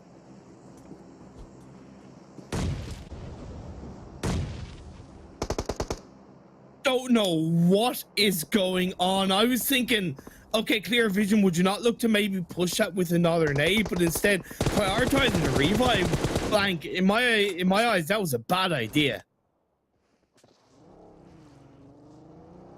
I mean, to be fair, Mazzaro made the good play there with a nade over the top side. I was kind of waiting for you to call that one because I was like, that is coming in hot and fast. Mazzaro, though, slides down the hill, still hits the shot as he goes through. Ice skating and puts these guys on the freeze. They'll be thought out next game, but for the time being, it will be Big continuing forward. They're looking good at the moment, even as just the 3, although they are on this northeastern side, but they can still use this to swing down towards the south, but they'll be moving directly into Rescue, who have been extremely quiet this game, Imperium, so not doing too much. Goodness me, they lose one of them and into the river for them. I really like the fact that it was the best of both worlds for Big. They kept Swave in the backline and sent what was planned to be 2 players into the river. Unfortunately, only B survived. The fact that they didn't commit the whole 3 players to that position, I think, is actually very valuable for Big in how they really want to execute the, like I said, the best of both worlds before Romanian Boys. They're outside of the circle. Super young roster. Now the job begins for them, the journey to get this chicken dinner as teams look to encroach closer to them, one by one, step by step. Game Lord also have to make the way across the road down towards the buildings of North George. I do think that Game Lord is probably one of the best teams in this lobby. In my opinion, probably the best team in the lobby at the moment. But I do think they've always struggled with their 4th man, right? And they do keep moving out Trazen or Robs in between. Oh my God! 4th man, it could be good, but right now they're trying to leap over the windows, find another in Famos. Prada will hit the deck. Trazen still making this happen, but 2 already dead there for Game Lord. What happened? Nades galore over the top, flooring, still tossing the Molotovs, causing pandemonium. Absolutely crazy. All the while we've seen FTY down on the southeastern side being able to pick apart the players of RESQ one by one. PENTA on that west, coming out of the North George buildings. Yeah, they've yet to really make some noise, but as the circle is centered up, they're going to have to move in. They're going to have to look to punish, batter and bruise the likes of Vamos and Game Lord. I think right now, Big is journey. It's coming to an end, but for Super Young roster, you're right. The work has just begun. This is a beginning for them. Circle centers up right on top of them, and they need to win this game. I don't think you'll get a freer one than this. Oh, let's wait this one out. Trazen, nade in hand, looking to get rid of this player in Vamos. And if he can, it's great news, but right now he's locked in position, can't leave until this player is down. Just cuts it a little bit too early there, Imperium. Fortunately, Gordon Ramsay would be a little bit disappointed with the cooking on that, and A-Trays, and you're going to have to try and have another stab at it, but time is ticking. Phase 6 Blue Zone is closing in a super young roster. They're continuing to fend off the might of Penta. Swat 69 EU make their way into the river from the south side of the George Paul crates. FTY playing on the side of the bridge, being the trolls that they are. Ali fires out the shots and towards Penta. Nothing heavily connects enough to get a knock. I think Super Young roster have done a very, very good thing here. Trazen and Valmar still going at it, and it looks like Xerox will finish off floor in front of Super Young roster, and that'll give the boys on game mode a little bit more time to work with. But again, I love this from Super Young roster. They've identified the biggest target in the lobby, and that's Penta. Everyone towards this bridge side is going to be trying to figure out how they can leave, how they can get out, and SWAT 69 as well as FTY, they're going to be dealing each other for a long, long while. Super Young roster, they just need to turn their attention towards Penta. Make sure that there is at least some casualties as they're leaving from this pylon, as they're leaving from this compound. I don't know how many vehicles Penta had, but I would argue if they had enough, I would have recommended just crashing in onto Super Young roster's compound. You are dead right about the focus indeed from Super Young roster onto Penta, but if you give a team in the position Super Young roster have time, they're going to take full advantage of it. The members of FTY whittling down SWAT 69 one by one, and this is the kind of game FTY need coming into this game. 18th overall in the standings, looking to secure their spot in the first Super Weekend. This kind of result will help their confidence massively. I mean, FTY have not done badly, and I think they've taken on some of the bigger teams within this lobby so far. I do think they need to keep going just a little while longer. Big B still in the water. Love to see this, to be honest with you, because I think Big, they 100% have cut their losses. They're looking for those placement points now, and going for a top 6 here is perfect enough for me. It's what I want to see from Big, and yeah, they've already got the eliminations on site. Look at that, 11 here. They continue to top the charts. Big drops up for just a little bit. Beast will have to go down, but Penta's out after they got crushed behind the back of that pylon. 5G giving them headaches, and finally they'll be taking a trip to the pharmaceuticals to grab some paracetamol and take a break for this game. FTY still up as a full squad. They're closer to that compound now. The focus for Super Young roster has to be on the eastern side of the compound, has to be on the noise that's being made by the likes of FTY. I can't believe that Trazen is still alive, by the way. He's crawled and shimmied his way into the edge of the circle time and time again. Kea Boy coming in for FTY in today's games, and nade by Tam Tam gets a knock on the Addis. Tam Tam looking for another here. This is great suppressing fire from Super Young roster. I think both times they have corralled now Penta into a losing position, and now their next job is to corral FTY into one as well. And with them being in nade range, as opposed to where Penta was just a little bit too far away, this is going to cause some serious problems. There's Molotovs being laid down all over the place. How do FTY even mount an attack on Super Young roster at this point in time? I'd like to see a couple of offensive smokes being thrown out by FTY. Surely they've been able to loot up the bodies of their opponents, the crates of their opponents, little by little, to grab the utility needed. There's no way that Tam Tam should have enough space and time by that crate to be able to get off the shots and the nades towards FTY. You need to suppress Super Young roster at this stage of the game, FTY. 7 eliminations and counting. A top 4 result, like I said, will go a long way to qualifying for the first Super Weekend. But when you're at this stage, when every single point counts, the difference between second and third could be the reason why you don't survive. I love this. Beast has already taken down SWAT 69, and Shinyo's looking for one more. Will finally take him out. The sacrifice is one player to the drink there, or he can get up again. I like how Ali's got the ghillie suit on, but the real ghillie suit is Trazen in the grass. Makes it up to a top 3, and they move through. I don't think they have any idea where this boy is, but he will have to move out of that bush very, very shortly. Tam Tam goes versus Shinyo. There is a vehicle that goes over the top. Bit of a distraction technique there. It works. Bay 2.0 for Super Young roster. I love how quick of a response they were to the circle, shifting away from the compound. They gave FTY absolutely no time to respond. Addis is knocked down to the ground, and now there's one player left standing for FTY. down by the seabed, hugging the cliffs. Super young roster, you said this was their game, and indeed it is. Although a knock comes through, the players from a super young roster, they're here to respond. He's on his way. Trazen.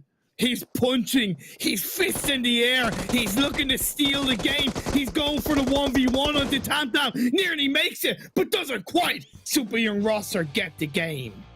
Unfortunate stuff there, and even with the cheeky punching in the air for that silent action, but doesn't work out in the end for him. Unfortunate stuff for Trace. I did think he was a little bit wide-eyed in those final moments, not quite able to make it happen, but well done, super young roster. I think that's a game where everything goes in your favor, but you also do a massively good job to make sure that you win. I think they had all things covered in that situation with Penta, excellent suppressing fire. I mean, they didn't have to technically get the eliminations, they just have to make sure they couldn't cross, which went awfully for Penta. And then again with FTY, nade range, drop all the Molotovs, drop all the nades, make sure they can't move up, and then when there's no other option, move in with the smokes to assist. Really, really well done. For super young roster who held onto the compound for the majority of the game, which therefore meant they predominantly didn't have to move, to see how quick they were to react to that final circle shift onto FTY, I think is so impressive, because one thing I see when teams stay in compounds for at least for the first 3 to 4 circles, when they do have to move, often they're too slow to move because they're in the mindset of just looking around and just scouting around, that when they have to move, there's just that delay, there's that slowness. Whereas super young roster, it just impressed me so much how little time they wasted. Absolutely, and I think that they wasted time where it was necessary, right? Because they didn't have to waste time over towards FTY, because they knew they were locked in combat with Swat 69, and typically it's very hard to get the upper hand. It's kind of like a wrestling when you're on that coastal side on the bank, right? Because no one's really going to have a massive advantage over one another, and you're both just in that gentleman's agreement of like, we're both going to stay here till top 4. We both know this, right? On the other hand, Penta was the true threat, and then super young roster, as soon as SWAT 69 go down, they're like, right, now there's a threat over there, now we can do with it. Very, very well done.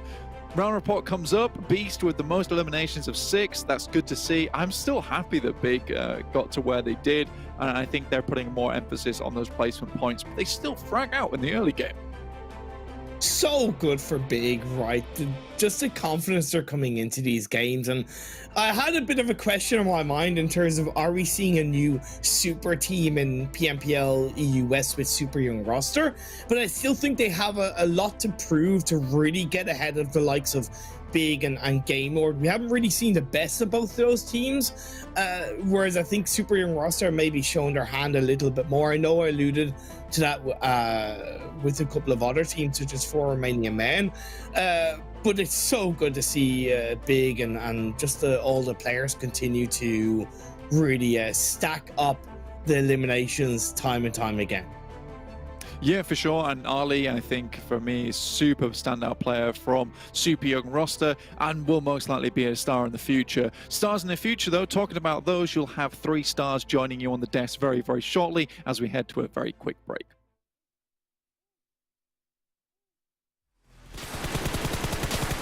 Oh, sorry.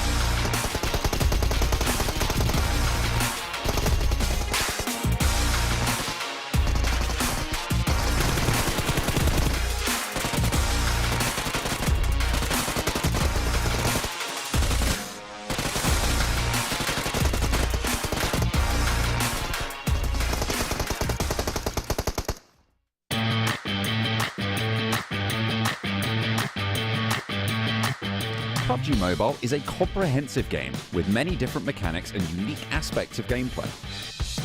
The different training modes are perfect to focus on each individual aspect and sharpen your skills. The most popular gameplay modes are Arena Training and TDM that pits players in a 4 vs 4 gunfight on a small map. These modes serve as a close-range training to sharpen your gun skills and build your reflexes.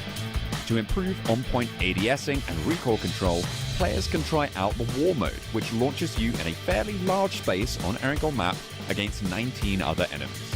Here, you can improve your AR and SMG sprays as well as train yourself for bolt-action mastery.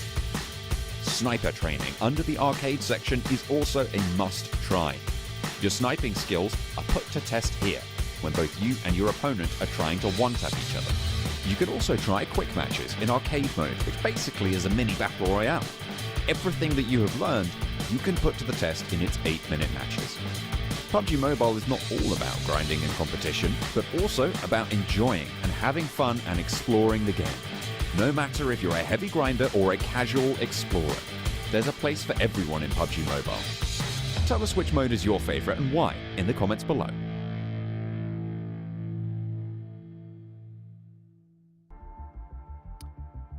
Welcome back, everyone, to PMPL Western Europe Spring 2022. Before we do break down this last match, again, want to give a shout out here to Monster Energy, our official energy drink partner here at PMPL. All the teams using this to power up here for their matches and hopefully get themselves some victories. And it seems like SYR have been able to do just that. Super young roster chugging those monsters, able to get themselves a chicken dinner here. Let's bring in Maxman and Kalaris to talk about this last match. Maxman, crazy game. Super young roster had that compound, that area, that zone for what seems like forever. Yeah, it's the position that me and Kalash are talking about back and forth during this game. It's like the best position you could have. On top of that, the circle literally goes on top of your compound, and I think almost no teams decided to breach it. You're just third partying from the mid game until the late game, and just got, like, as you were saying, Kalash, during that game, right, 3 points through and through. It's one of the flattest areas in the entire battleground around that compound, and anybody trying to approach is going to have a really rough time. I mean, even, yes, we were mentioning, as you say, the circle went their way. However, getting that position, and if it's early enough, and if the circle ends up shifting down towards the south, it's actually one of the better locations to use to rotate down south from the river as well. That alongside Cube Compound are really, really good spots to just hold in that scenario. So it's got multiple facets, multiple options available to you there, and SYR played it well. All right, let's actually take a look at how many points they got for themselves. Of course, the other teams as well on top of this, because there's still another one we want to mention in a little bit of time. You can see super young roster getting themselves the 29 points. Big coming through, though, with 13 eliminations, get themselves 21 points as well. So it seems like they've been able to work on their placements, but still continue to frag out. I can't believe how many eliminations this team is consistently getting. And it's not even like, yeah, in the previous game, they got 1 placement point and then 7 eliminations. That's 20 eliminations in 2 games here from Big. And I was already, singing the praises of another team, which was some young roster, in fact, that was able to do that yesterday. Big's done that without the caveat of ridiculous placement points. Hey, it's nice, but what this team is shaping up to be scary. And then if they grind out the placement points as well, Jason, it could be championship caliber. Oh yeah, I mean, Max might even say Avenger level threat potentially coming through out of them. Yeah, maybe. I don't know which multiverse he's living in with that one, but you know what? It could be an Avenger from who knows. Anyways, Real Tigers 9 though, 8 eliminations. Again, I really want to focus on this team just for the fact that they've not really had PMPL experience before from what we've seen. They're coming into this against, the best teams from the region, and they're showing that they can frag out. They can be a bit consistent when it comes to points, and that's honestly very difficult to do for teams. Yeah, when I had the chance to do the interview with Mango, he did mention how they're feeling very confident coming into this, despite not really having the experience as this current roster in PMPL Western Europe. So, I mean, the confidence is definitely coming through when it comes to those eliminations. If we can see even some good positions in those late game sessions, I think that would be the extra change that I'll be super happy to see. Though, moving on over to the second page, and man, RESQ had a pretty severe drop-off, unfortunately, at the start of the day here. We're not seeing them on par with what they did yesterday. They still got enough points, of course, to make in the Super Weekend, but it's a consistency scares me a little bit heading into the first Super Weekend. Well, for this game especially, but I think they put themselves in a tight bind with the way the circle was moving as well. Like they found themselves that hill range, which is east of the Super Young roster position, right? And then with the circle going across that hill range, it's a death sentence to try and get over that. I would have rather they tried to maybe find super fights in the north and try and kind of salvage some points that way, because I think if you then win that out, maybe you can wiggle your way around the northern side. I actually thought because of their position, there was maybe an opportunity to get a few eliminations from that position and maybe get more than what I think it was there too. But I do agree also the northern fights could have been a pretty good opportunity for them. There's honestly a lot of things scaring me. Like, for instance, Eastern Stars getting 1 point, being in 18th place at the moment. They would not qualify for the Super Weekend. But also, maybe on a positive note, FTY, you know, we haven't really talked about them too much. I want to take a look at their player stats here, just to get an idea of who's really been standing out for the team. Because we have a lot of names that I honestly never would have expected to be saying that they're performing extremely well against the old guard we have of some of the rosters and some of the team lineups we have. So let's throw it up on your screen, get an idea. You can see Shinyo going to be at almost 2k damage so far.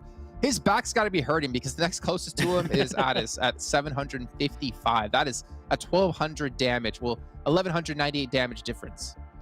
Man, he's tanking the lobby too as that damage received, 1,200. He is definitely doing a lot of work for this team. Is looking great. And we're looking back on that game, right? We mentioned how good the compound was for SYR, right, Kalaris? And one way to deal with that fight is to not take it. And well, that's exactly what they did. They just stayed into the southern side next to the river ridge line, and it just delayed it as much as possible, waited for the numbers to dwindle in terms of players and teams. And the moment they have a chance to try and push SYR away, then they're going to try and do so. But there was sneaky beast from Big that was trying to make them lose a little bit of time that allowed SYR to go for the push. But with this current situation at hand, with this current circle and what teams were doing against you, I think they played it down to a T. There's not much more you could do to even hopefully push SYR because, as you mentioned, it's just too hard to push. They had the high ground. We have breaking news. I'm sorry to cut you off, Kalaris. Imperium has informed us that Kale Boys only played 2 matches and still had 640 damage. So that is actually pretty impressive. Wow. Very well done. Okay. I'm sorry. I didn't know if you wanted to continue with your point there, Kalaris, as I cut you off. My bad. Anyways, let's talk about actually something you can talk about here. SYR, super young roster, and take a look at how they've been performing across the maps. Because you mentioned at the start of the day how good they've been, how consistent they've been on Miramar. As we saw here just in this last match, they put up a great performance on Erangel. But I want to get a little bit of a comparison between the two. Maybe they are leaning towards one of the directions. Obviously, Sanhok hasn't happened just yet, so we can't really take a look at that map in particular. And we still have 3 Miramars in total today, but you can see there is a little bit of a discrepancy. Yeah, so I think in general, I'm still curious to see how kind of Erangel as a whole is going to pan out for them, because there was slight favor for them in this game, which they took by the horns, admittedly, and absolutely ran with. But yesterday, their Miramars were nothing short of great. There was only 2 of them. The previous one that we saw, I think they only maybe got themselves 4 points at the start of the day. But, you know, sometimes these things can occur. But one thing's for sure is that this roster is shaping up to be fully rounded at this point in time. So I think people got to be scared. I think they might be pushing up to #1 here across the entirety of this league play for the week. There's definitely a chance, but one of the stats that I'm looking at here that's very interesting me here is their Erangel average survival time. Despite, sure, it's only 3 matches played, so that would tend to be lower the more matches you add on top of that. But 22 minutes and 21 seconds for 3 matches on Erangel, despite having really good Miramars, is also a very impressive prospect to keep in mind. Yeah, a very scary team in the making here, and I think we didn't expect anything less than that. I am curious, though, when we get into next week, or into the Super Weekend, when we do have Sanhok being played across all the teams. It's going to be really interesting to see if they can maintain this kind of form. And if they can, we might have our like leading team, I think, or maybe our championship caliber team really rising through the ranks. But really quickly, while we have about a minute until we're heading to our next match, let's take a look at the schedule, get you guys an idea of what's going to be coming up next. If you are observant, you probably already noticed it's going to be a Miramar, or if you have a good memory, you probably remember it's going to be a Miramar. But that will be our second to last of the day, with one Erangel to come up next. And I'm excited, boys. I'm excited to see if we're going to see super young roster yet again perform like that, as they are going to be playing in this match. For Romanian Men, TJB Esports, RESQ and Unicorns Love will not be playing. And to be honest, I wanted to scream when we looked at the match rankings, because Unicorns Love got basically no points in that last match, and they desperately need to step it up here, though they are sitting in about 13th place overall at the moment. All right, let's head over to our commentators here to get this next match ready to go. It's Imperium and John Allen to cover all the action. Thank you very much, Jason. This time I'm without blanket. I'm fully prepared. I'm ready to get into it. Imperium, Glad to be here with you. I know we had a little bit of a false start. I think we were supposed to be on. Who knows? Who knows? It's water under the bridge. But we're going to be getting into this next one, and Unicorns of Love, as they were saying just then on the desk, and a little bit of tricky water. Yeah, they are. I'm still confident they're going to make it through. But the fact that threat is there really does lean into what I mentioned in the previous game with Blanca of how they can struggle in these tournaments, in these moments. We know when push comes to shove, and I think they showed it in the full split last year. When it matters, when it comes to the finals, when it maybe comes to Super Weekend, they will get the performances up, the standard will raise up. But as of right now, I think it's very obvious, and we should be highlighting the concerns we have for Unicorns of Love.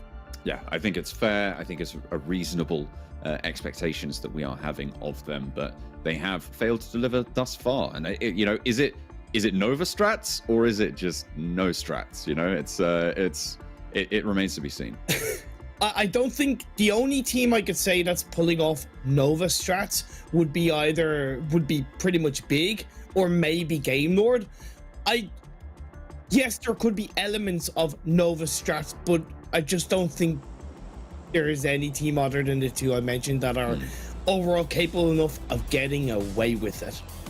I think that's fair. So certainly all to play for now as we come towards the close of our first week of league play. And this is crucial for teams to start to qualify for the Super Weekend, where they can earn those points towards that final spot. And not only that, you get a bit of cash for getting a chicken dinner in the Super Weekends as well. So more chances you have at that, the higher your potential earnings.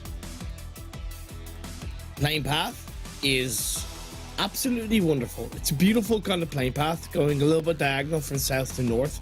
I know it can be a little bit descriptive with my playing path sometimes, John, but I get excited by a positive playing path, right? Because I think it takes away a lot of potential excuses of teams struggling with the first couple of circles, struggling with drop spots. This kind of diagonal, straight down the middle playing path is very positive for teams getting exactly where they want to go. I feel like getting out to the west is a little bit easier in general in this map. I don't know why I think that, but that's my initial reaction, is going west is easier than going east. I'll have to think about why I feel more roads and more overall kind of cleaner paths to the west. So I would, if that gives any kind of logical answer. Yeah, maybe. I'll have to really, look within myself for that answer. But for now, we're going to be looking out at where these teams are dropping. A fairly central circle, and again, as you say, what is it? What was the word did you say? It was beautiful at the playing path. Beautiful, so, and I would say a beautiful circle as well. Very nice and kind, very central. Should be very fair to everyone involved. You could really, take a screenshot of that playing path phase 1 circle, sell it as an NFT, and make a decent bit of money with how good it looks.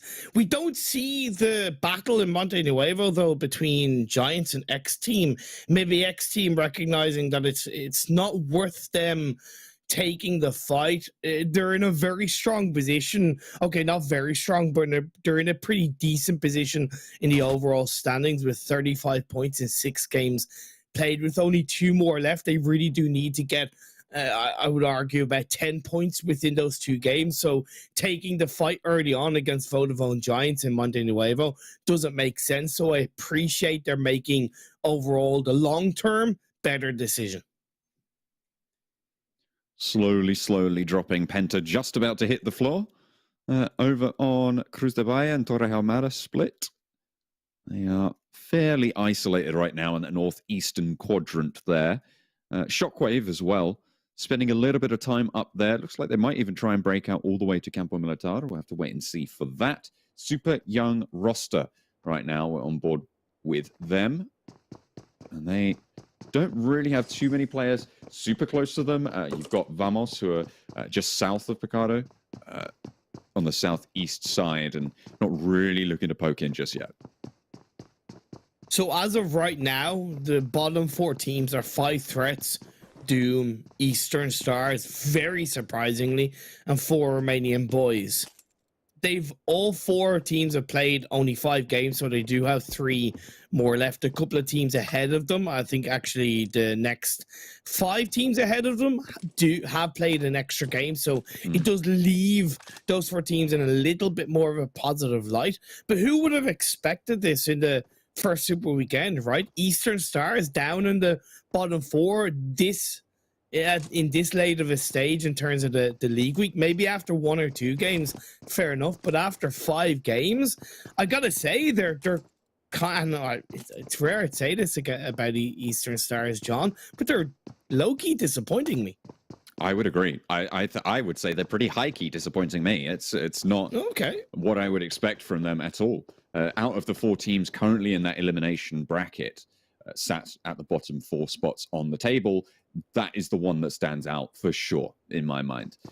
You know, the Unicorns love not playing this game. They've got they won't be in this game, but they're going to be looking to get as many points on for the rest of the day as well. I think after this game, we're going to have a much clearer picture of just what it's going to take for those teams towards the bottom. At the moment, that 16th place cutoff sits at 24 points over 6 games. I would say that's fairly low over 6 games. Looking for 2 more games to be played on an average. What is that? 8 extra points. So 32 as a cutoff. I would say that's fairly low when looking at those projected score lines.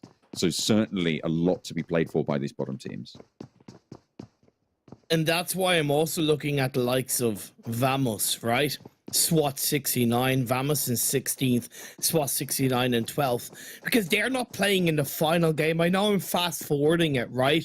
But they're not playing in the final game. So the destiny of their finishing result in the first league week is massively taken out of their hands. So I really want to see Vamos kick things up a gear in this 3rd game of the day and take control of Miramar. It's early on.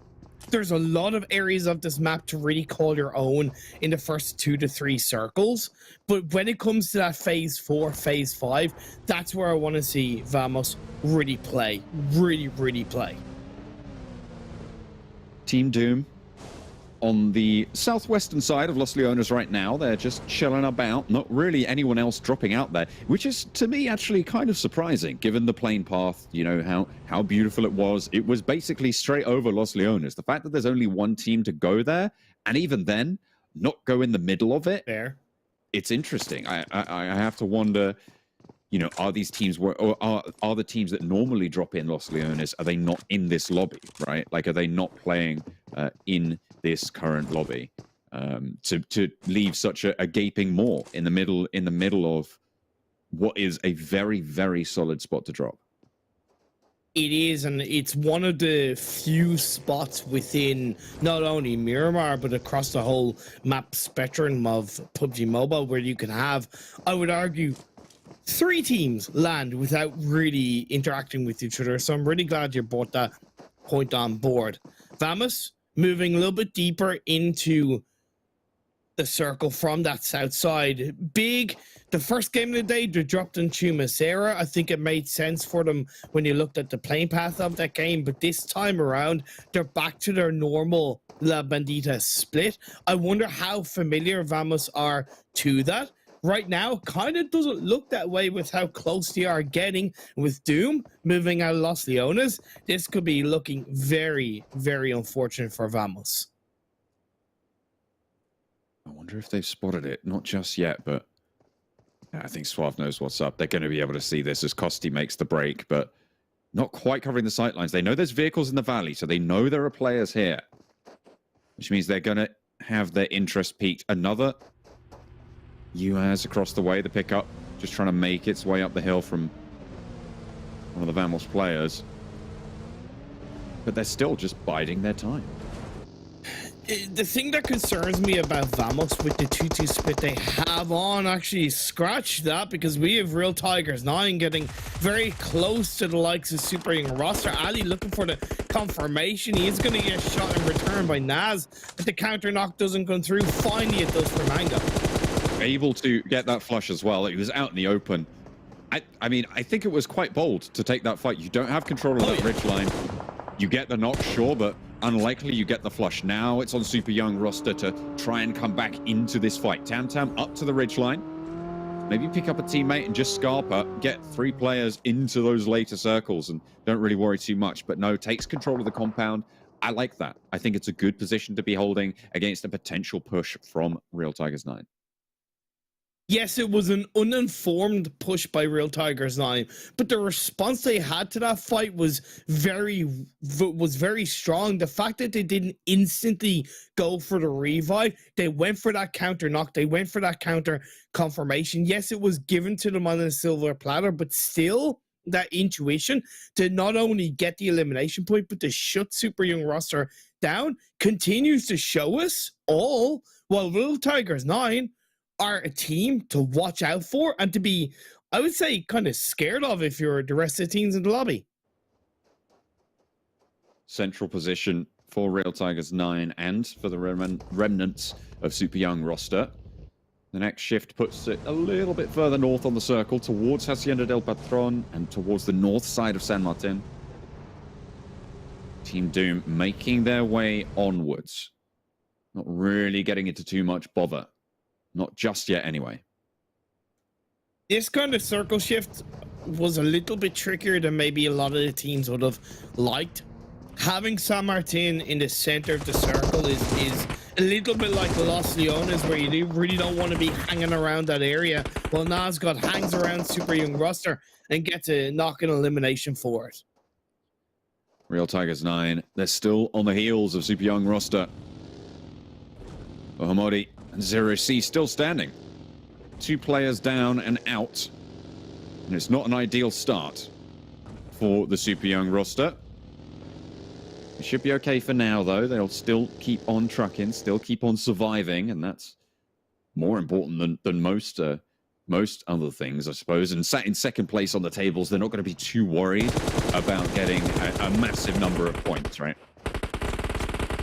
They won't be with 5 threats. They should be worried with the amount of points they need to get to try and secure their spot in the top 16, rotating on the eastern side of the map. Yes, I haven't been happy with Eastern Stars, and I think this kind of rotation is just needlessly slow by Eastern Stars, but they are hopefully going to be able to catch out 5 threats. I was talking to Snowix John after yesterday's games, and asking him, look, where are the mistakes in the team's eyes? And he said that there's a lot of team play mistakes, a lack of communication, but they've been speaking to their coach, and that has given them a lot of motivation, a lot of direction, and they're coming into today's games with 200% focus, right? 200% motivation. They got to be able to turn that motivation into points, and as of right now, with only 5 points in 5 games, they have a hell of a journey ahead of them in their final 3.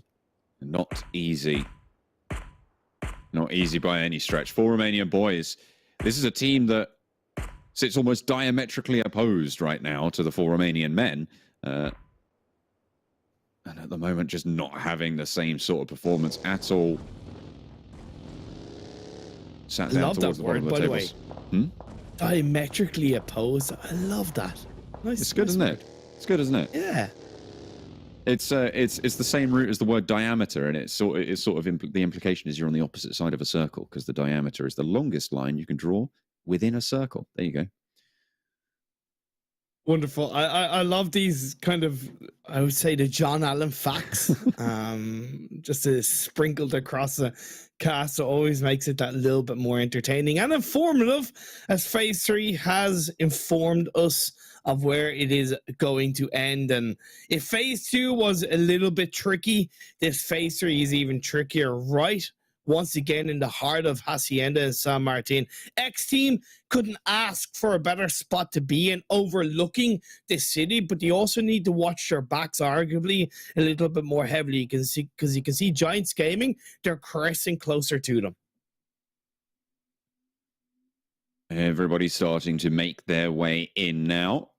On the south side, could prove to be tricky. You can see Vamos there, very close to Team Doom with another couple of teams ahead of them as well. And when Game Lord's in your way, you are going to know about it. But Game Lord may be looking to push on both sides of the road here in San Martin. I feel like this this is a lot of ground for Game Lord to be trying to hold right now, but there's not a lot of teams trying to push in just yet. Initially and in the past, I would look at a San Martin push in phase 3 is to be really kind of digging your own grave. But the location of San Martin that Game Lord has gone to is really the best of the city on this kind of circle this early in the game. Plus, a team like Game Lord, they're more than talented enough to get themselves out of sticky situations like this later on in the game, as well as create that space by being aggressive, by taking those shots. So anyone that comes close to them on the mountains around are going to be punished. For the teams up on towards the northeast outside of this circle, FTY swinging around the water treatment area. Big are a little bit behind them. 5 threats. They got away from Eastern Stars, but they have a little bit of a way to go to make it into the eastern edge of the circle. We're on board now with the southern scrap. Not really a scrap just yet. Team Doom trying to skirt around Vamos on the south side, but they got TJB out to the west to worry about if they want to keep on heading out this way. And Vamos just playing super hard on the edge right now. I don't mind it, but again, at one point in the game, does it start to become aggressive? Does it start to become controlling from Vamos? They've allowed Doom to rotate ahead of them, right? They've allowed Doom to basically gatekeep them on the edge of the circle. And with Tongja about TJB, EU, a team that have more than proven themselves in these games, gatekeeping them on the other side of power grid, this isn't looking good for Vamos. So I can see them waiting in the blue until phase 4 pops. Potentially. I mean, might even be the best decision for them, right? Like, just stay out of dodge. Those hills on the west side of San Martin, tricky, tricky, tricky. FTY over on the north side, near to PENTA.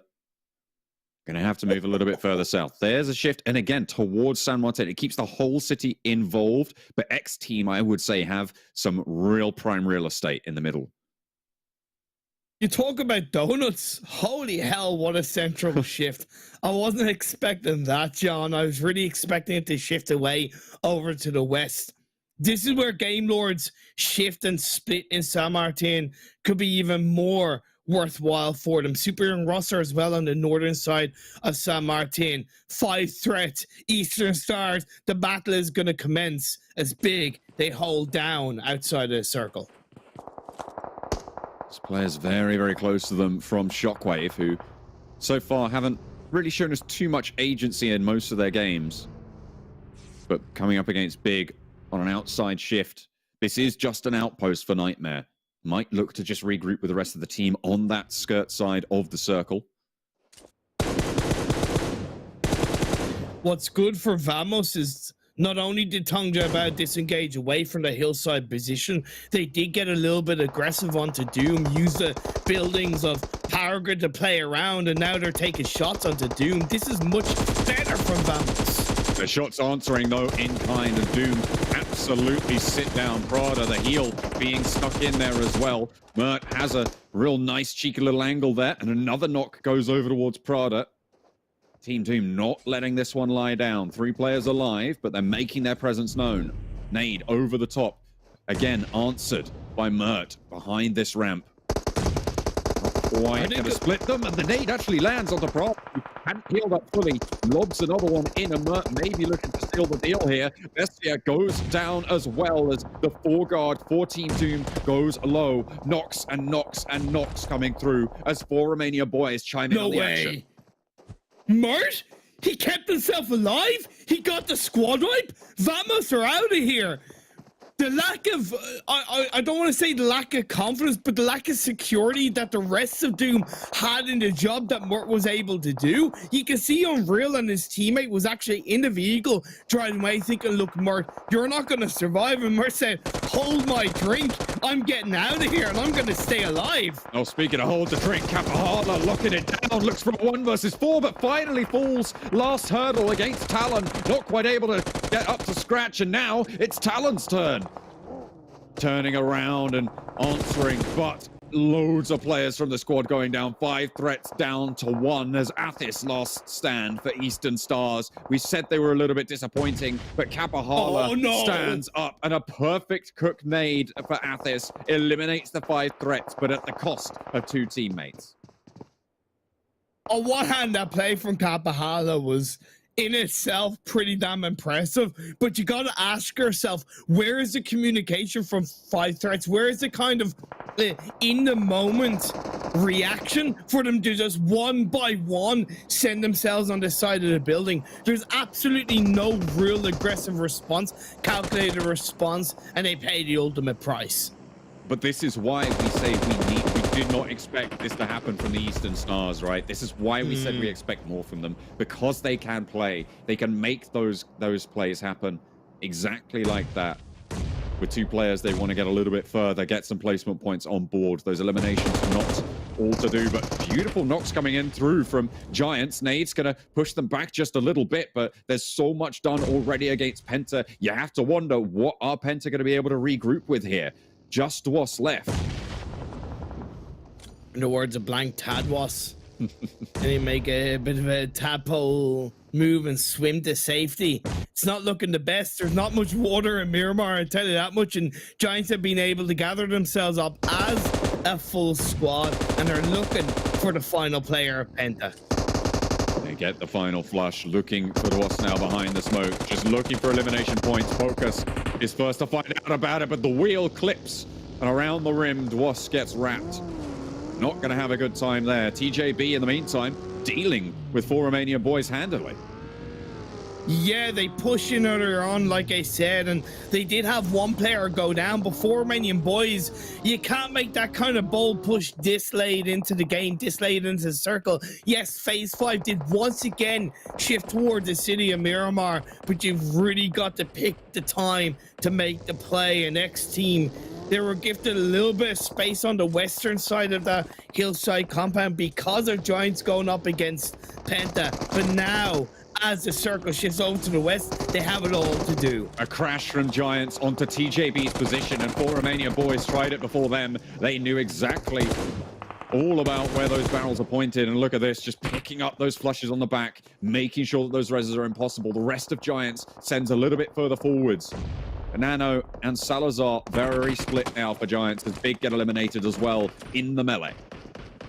This is the second game so far of the PMPL EUS in which FTY have eliminated Big in a pretty confident manner, losing 0 casualties. So it seems like the confidence is riding high, especially off the back of a very strong result for the Bosnia-Herzegovina squad as TJB look to get rid of the final Giants player. Moving in towards Nano Baby's position. 1 goes down. Lin not so lucky on that cross, and actually gets taken down by a player from Swat 69. They can regroup, get this res. I think this is smart. Just try and find those openings, but Molotov to try and burn them back towards the wall doesn't quite reach. GK first in, breaches through. Not going to find the shots over onto Nano just yet, but it's not going to be long as SWAT 69 come in through. Spots that death crate, and I think they know what's just happened. SWAT 69 with the oversight, going to take up the mantle to hold out TJB. SWAT 69 with a great 2-2 split, but Phase 6 pops up and it goes north away from the city. The road in the middle, there's little to nothing covering all of these remaining 8 teams. XTEAM, I think they had the better position before. I called it then. True. And I think they have a great spot now. They have the top of the hill. They can watch everybody try and leave from San Martin right now.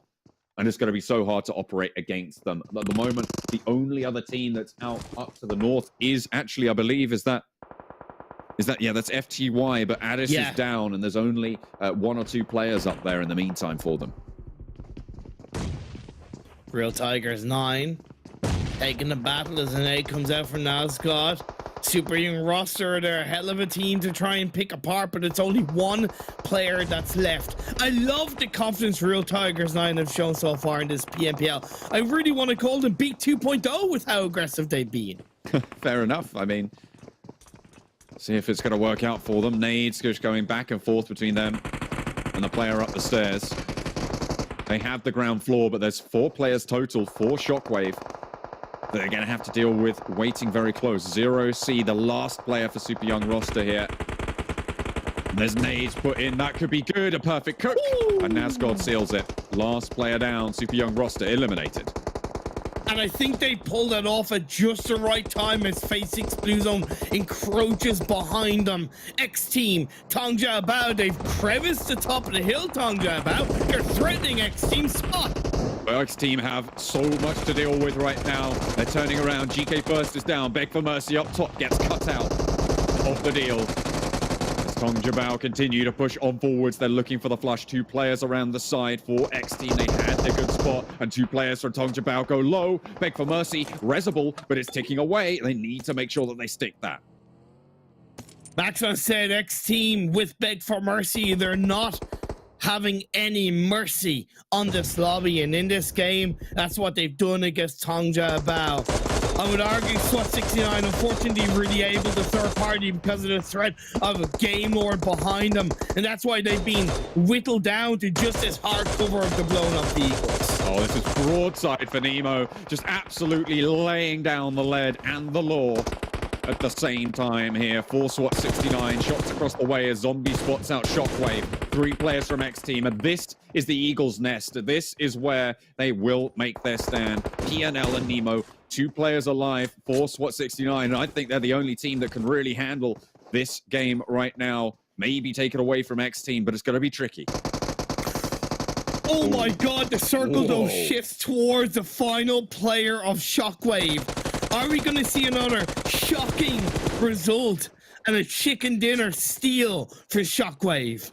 I mean, they know where this guy is, right? They have to. They can drop out those smokes, try and isolate those sight lines. I imagine that they probably still have some vehicles at their disposal. The difficulty you have is the fact that SWAT 69 are trying to do the same. Couldn't have said it better. Nemo, PNL, 2 players up. XTEAM do have 3. I think XTEAM are fully aware of the fact that they have the body advantage in the final moments of this game. But when you still have to move into the circle, that body advantage isn't a guaranteed result. Looks like they're going to leave 1 player behind to try and curtail SWAT 69, and that is, I think, one of the better ways to use this advantage. Unfortunately, though, drops back down out into the blue and actually ticking away. Just trying to leapfrog themselves. And look at this. I don't think Nico wants any part of this fight. I don't think he's trying to control those sight lines. Zombie spots the shot on the Forerunner for SWAT 69, and XTEAM descend from the mountains out into the open now. And a chance for Shockwave to push up to second. That's the thing. Seago knows that he shouldn't really be looking to get too heavily involved. A nade here, maybe a nade there, but other than that, he needs to hope that XTEAM and SWAT 69 whittle each other down. Beautiful there. Control for the whole of that final set of circles for XTEAM. They managed to pull it out the bag. A really, really good set of positions coming through from them on the north side of San Martin. That shift out of the city made their position gold dust, and they absolutely sold it. And when they were coming into this game with only 2 games left, down in 14th place, that chicken dinner, that result in arguably that team performance books their ticket into the first Super Weekend. And it's amazing what a difference a game makes when you take a hot drop battle in one game and win or lose it, you don't really get too far in the game, and then the next one you switch up your drop spot, you avoid it, and you're rewarded with a chicken dinner. That's why I love when teams make the wise decision of not trying to fight for a drop spot. We talk a lot about, you know, about the choice to go into a city or an urban environment, right? And in this game, I think, is a perfect example of why it is such a risk, right? You had so many teams go into San Martin, try and take control in that area, but it was XTEAM who didn't make that choice. They held down on the top of that hillside. To be fair, an excellent position in its own right, no matter where that circle went. They had that opportunity to push into the city if they had it, but when everybody had to leave, they just shut it down. There was really nothing to do. The one big glaring mistake as we look at the round report is My Eyes Giants, and the fact that if they were going to push into the circle blindly the way they did, I don't know why they wouldn't have at that point in the game pushed up onto the compound that XTEAM were in, yes, it still would have been blind, but they would have had a lot more room to try to turn that fight around. Whereas the way they went, it was obvious there was going to be more teams, more players around them, and they were just shot at from multiple angles. So to me, that was the biggest glaring mistake of this game coming from Giants Gaming. Yeah, I mean, there was a very difficult set of positions coming through, but it was nice. You know what? I liked it. I liked that set of decisions that was getting made and really sorted people out. Going forwards, we'll be hoping to see a little bit more of that from XTEAM as well, with a really, really solid performance. A lot of damage. The damage in general was very spread across a lot of this lobby. You had Game Lord doing so much as well, as they just always seem to do. Somehow they pull all of these eliminations out of thin air. But we're going to head to a short break. We'll come back with the analyst desk.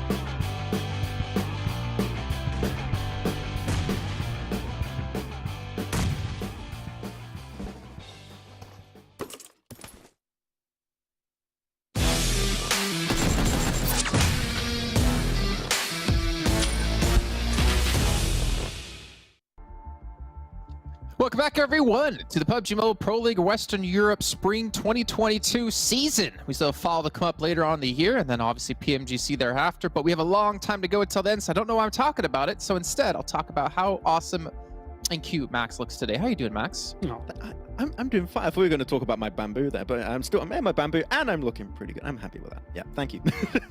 As long as it's not a lamp, that's what I'm happy about. Well, Claris, this last match here on Miramar had quite a shocking finish, with the circle going towards Shockwave at the very end at the Eiffel Tower, as Max calls it. Yeah. With that one nade at the very end out of Beg for Mercy, just shutting him down. I don't think he's ever seen the Eiffel Tower. He's French, and yeah, it's no. That is literally the Eiffel Tower. I don't know what you're talking about. Right, I've seen it many times. Okay.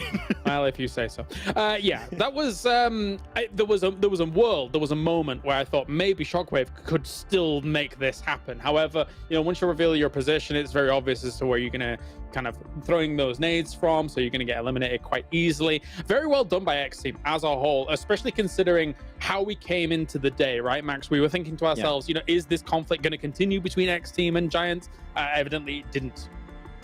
Yeah, I'm actually thinking, what was the decision making behind them changing that drop location? Was it all because they did lose that first fight versus Giants in Montenuevo, or because the plane path was not really favoring for you to go and drop into Montenuevo, because Giants did have to stretch it out to make it into that position? So it doesn't matter really what made them make that decision. It worked out at the end to get the chicken dinner. They had the best position, which is high ground northwest of San Martin, and they denied, I think it was Giants, they denied also Romanian Boys, TJB, so they were actively defending that position to get as many eliminations as possible. Oh, we can see our match rankings though, and XTEAM closing things out with 24 points for themselves. They were relatively quiet after their initial win yesterday on match number 1, but they do come back here. And again, Shockwave even gained 18 points themselves. And looking down the list here, another match and another time that Real Tigers 9 UK able to make it into our top 8. Yeah, as you say, for X Team, they were quiet yesterday, right? After that win, they had the win with the 6 eliminations, but after that, there was only 1 elimination across 3 matches from there. But I think for X Team, you want to kind of iron this out further. You don't want to be one of the teams that's going to be all or nothing in matches, because that creates some wild volatility that you're then relying potentially on. Like, sometimes those kind of volatile teams that get a win or absolutely nothing, sometimes they don't even go to kind of later stages in tournaments like this. So great to see victories coming their way, but I would love to see a smoother curve compared to such a roller coaster. No, one team I'm actually really happy to see a little bit higher up in the rankings this time around is going to be Swat 69. You know, Jason, if I could talk about Game Lord all the time, I would, okay? But I got to give respect to a team that we maybe don't see at the top too often. And this was Swat 69 that was involved in that entire... like whatever's happening in Samaratin, there was like 5, 6, 7 teams over in Samaratin. It got really tricky, so they just hugged the side of Samaratin and just let all the other teams fight it out. And when there was no more teams remaining in Samaratin, they decided to just push it out into Circle and to get himself. So nice try from SWAT 69. 14 points, pretty good for them. Wait, where was SWAT 69? Samaratin. Ah, there we go. Okay, just wanted to hear it one was more the time. accent. Beautiful. I know it's that's why I think I wanted to hear it again. As we take a look now at our second page, Eastern Stars only 3 points. I talked about them before. They were in 18th place before. Not feeling too confident for them to make it into our first Super Weekend, but they still have some more matches to come. For Romanian Boys as well, only on 4 points. And Big, unfortunately, I mean, they had a very strong first 2 matches of the day. I think they're allowed to have an iffy one every once in a while. I think that's fair. Yeah, I think they were maybe on track to beat like a record of eliminations in a single league play. I was trying to check the stats, but I think that this game might unfortunately ruin that from happening for Big. So, you know what, close enough, but they still made it like in the Super Weekend. It's cool. Yeah, I mean, they got very caught up on the eastern side of, north of San Martin, right? And that obviously becomes a meat grinder, which eventually only Shockwave is the one kind of winning things out on and finding that small spot next to the Eiffel Tower. So yeah, That's it. I think that was actually the Washington Monument, Max. You should get your eyes checked. Maybe you need a different different lens, different prescription. Anyways, let's move on from this one and actually talk about maybe X Team. Beg for Mercy. I know you want to touch on them in particular here, Max, to see how the team is doing overall within the event. We're kind of expecting Beg for Mercy, right, to be probably the best performer just because of the experience he has behind him, or what was the reasoning? Potentially the best performer, I'm not sure. Of course, that's why we're going to look in the stats to see if that's actually the case. But at least in terms of experience, I think he is the one leading the decision-making behind the team as to maybe why they stopped taking that fight in Monte Nuevo versus Giants, why they just decided to go for that huge 4-man split up northwest of San Martin and to hold on to what was the game-winning position at the very end. So I want to look at what's going to be really happening in terms of stats, but let's pop it. We're on world record pace of the amount of times of San Martin has been said here on the show. Here we go. Beg for Mercy. Well, actually, will be number 1. This is supposed to be from the entire event so far, and that's still having 3 players at around 1,500 damage is pretty impressive. Yeah, very nice. Of course, going to be having Zombie, Ghoul, and Beg for Mercy up there. Once again, very, very scary names to go up against apparently coming into this lobby. But yeah, Beg for Mercy being up there when it comes to eliminations, to knockouts, and also in terms of damage. Not really surprised, but it's good to see some players actually really close to him when it comes to also those stats. So it's not just Beg for Mercy. The whole team is somewhat pulling their weight, even though Nightmare's been a little bit more silent from time to time. I was really trying to think of something to say about his name and why he's been quiet, but I must have fallen asleep, I guess. I don't know. Anyways, I'm moving on from that, I guess. So impressive to see like a pretty good balance, at least between the first 3 players, right? Like 6 elims, 5 elims, 8 elims. Having 3 players able to step up is extremely strong. But now it's time to actually check in with the main point of today, the overall standings, right? Top 16 teams move into the Super Weekend. So let's see who currently will be safe and unfortunately will be sitting at home watching the matches happen. And we're actually going to have Game Lord. Did not expect this. In first place. I know Super Young roster was tied with 4 Romanian Men at 80 points each, but impressive out of Game Lord here, Max. I have to give it to you because they're French. Yeah, man, we're having the Eiffel Tower finish. Like, we're having everything. It's looking good for the French boys right now. Game Lord looking really strong, and I think also in the prediction we had on yesterday's show, Blank did bring up the name of Victor, and I think when it came back, not to this game, but the game before that on Erangel, Victor was the reason why they had such a good, strong result and were able to get so many eliminations. So, yeah, the entire team of Game Lord is doing great, and especially Trazen, which is the new addition to the team, did also pull some heavy weights in that last Erangel game. So, Game Lord as a whole is looking like the French powerhouse we saw last season. Yeah, and it's a big move up actually from what we saw from them yesterday, right? They came in from yesterday being in 8th place, with the 2nd place with 10 eliminations, which is all good. But across the 3 games we've seen of Gamelord here today, it was 18 points game 1, and then it was 17 points game 2, and then it was 16 points game 3. That is massive. So very impressive stuff by Gamelord. I know, right, like coming in, they are our defending champions. So we fully expect them to have these kinds of performances, and no chicken dinner to speak of just yet, but the consistency to be able to shrug that off. Well, what does worry me though, really quickly, XTEAM, 38 placement points, 2 chicken dinners. So out of their 7 matches and the other 5 matches that they haven't gotten a victory in, they only got 8 placement points overall and still only 19 eliminations. That it worries me for now. Maybe I shouldn't be worried again. It's just league play, so I shouldn't be too concerned. But if we extrapolate what's happened so far in these 2 days down the line, this might not be a good sign for them. Yeah, it could get a little bit tricky for them. We'll see how things are going to be panning out. I'm also looking at Shockwave towards the top, where when they have these really good games, they get a lot of points from them. But when they have a bad game, it's a really bad game, like we saw yesterday. 12th place, 1 point, 1 elimination. 11th place, 1 elimination. Just we need to see hopefully a little bit more consistency on even their bad game. So on to the second page, and Unicorns of Love are still at the bottom, and they only have 2 more games to play right now. They're still in the top 16. That's great, but there's a world where this is just not going to cut it for Unicorns of Love. So I am a little bit scared for them, because it would be unfortunate for them to not make it in the first weekend here. Who's in danger? Well, you can see here, Romanian Boys, Eastern Stars, Team Doom, 5 threats. You know, honestly, Claris, I know you're a big proponent of Eastern Stars.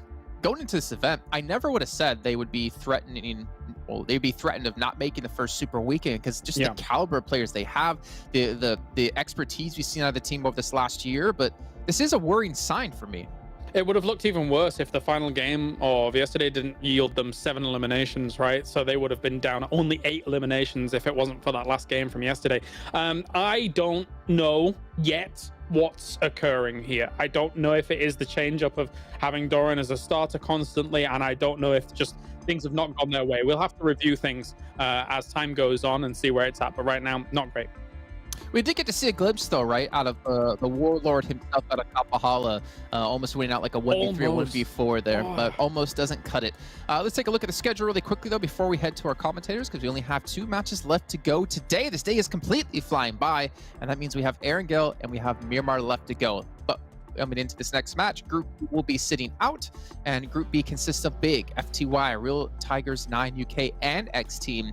But we're going to see Group C come back into the mix here. So Unicorns of Love, my eyes are on them. Can they step up here, as well as Eastern Stars? Only time will tell. And luckily for us, there's not much time to go until we head into our next match of the day. So we're going to throw it on over to our commentators here to kick off match number 4. Thank you very much. It's going to be the last game of the day coming through for Group A as well. So it's their last chance to shine. Most of them looking pretty safe, though. Overall, set up there in Group A, looking pretty chill. I mean, super young roster, they're in. There's no way they're going down. Swat 69 sat at 50 points at the start of this game, so they should be pretty chill as well. Blank, are you big chilling with them? I'm big chilling, massively chilling at the moment with the boys from Super Young roster. I think they'll be absolutely fine here, like you say. I'm glad that I got at least one of my teams to watch correct in terms of my predictions yesterday, with Gamelord being first place at the moment. I am still a little bit worried about Eastern Stars, just like the boys on the desk. And to be honest with you, I will echo Kalaris here in the sense that I don't know what is going wrong, because there seems to be these glimpses of brilliance from them, really, and then other times it's like, oh, what's going on there, with Kapahala almost getting the 4K and then Doran coming around the corner. And I know Doran can hit these shots, but there just seems to be flustered a little bit. I do have faith that Eastern Stars will bring it back later on to the tournament, but right now something is wrong. Yeah, something is not falling into place. They have 2 games left to try and solve the puzzle. Their dilemma is not at its end just yet, but if there's a team that can do it, I feel like it's got to be the Eastern Stars, right? They have that caliber. Just need to bring it to bear and try and eke themselves over that threshold as we go into our final Erangel of this week. Heading over from Nova up Noya all the way to North George, so we've got this southeast to northwest current playing path. So honestly, it's not too bad. This is very chilled out, very easy for a lot of these teams to make work. You can see there our round rankings with all of our teams currently playing in this match. You got PENTA, Vamos, Game Lord, super young roster, Rescues here as well. So we have a fair few teams that are in here who are all very good. And to be honest with you, with XTEAM, FTY as well, Real Tiger 9s and Big, I think the only major standout here for me would be Big not being in the roster. So Severny open for anyone to pick it up if they do want to here in this match. And to be honest, with this playing path, I think it would be a pretty standout spot to pick up considering they're not playing during this Erangel. But realistically, we have all the big players here, to be honest with you, other than Big themselves. Swat 69 already taking a knock and a flush down all the way on that southeast side. I think that's 5 threats that they're currently going up against. So a little bit of a scuffle going on down there. But there are spots to play for, so I'm totally unsure why this has happened. Who knows? Who knows? I mean, they just called it, right? They just called for those drops. That's just where it ends up. They are going to have to leave that military island after this as well. The team that this game is the most important for, blank, Vamos. They are in Group A.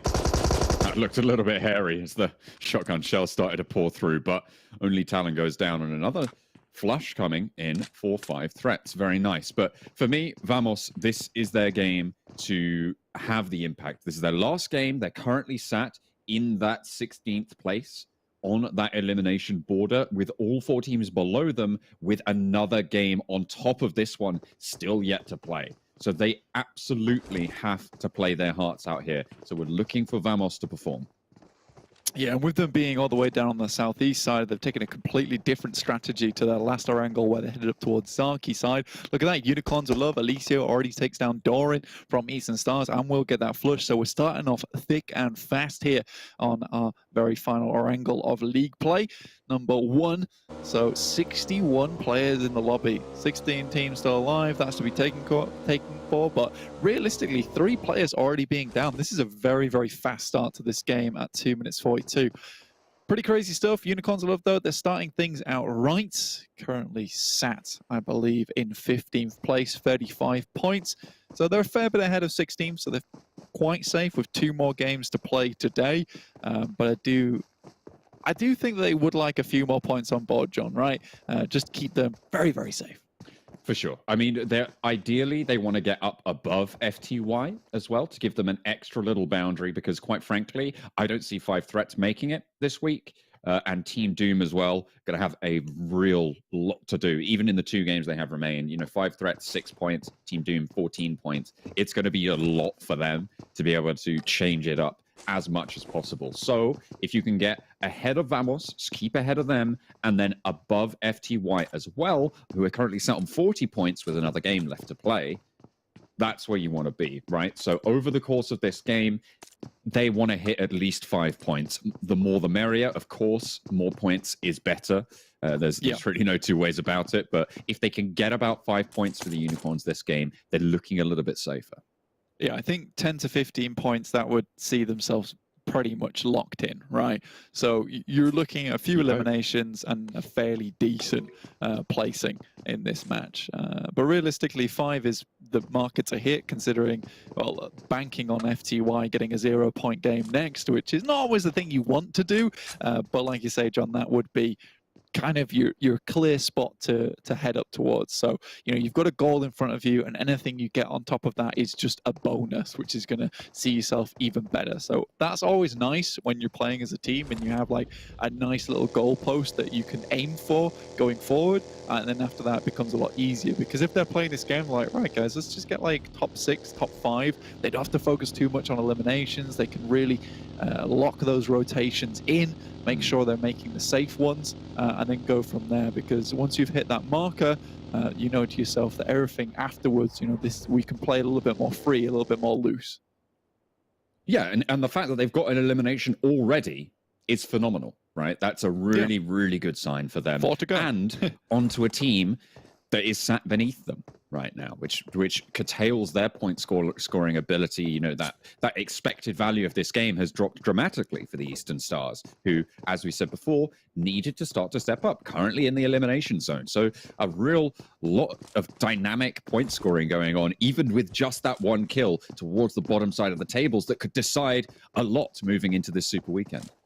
To be quite frank with you, John, I don't see Eastern Stars making it anymore, to be honest with you. Just with the performance we've seen from this league play, I don't really have a lot of faith at this point in time, because it just doesn't seem likely to me. If they continue playing at that same level, it's not going to happen. But I will keep saying that. There have been these glimpses of brilliance from them, but it is not being transferred. It's not been rolled over at the moment into like a bigger picture. It is these small moments which occur and you're like, wow, fantastic. Can you do that more, please?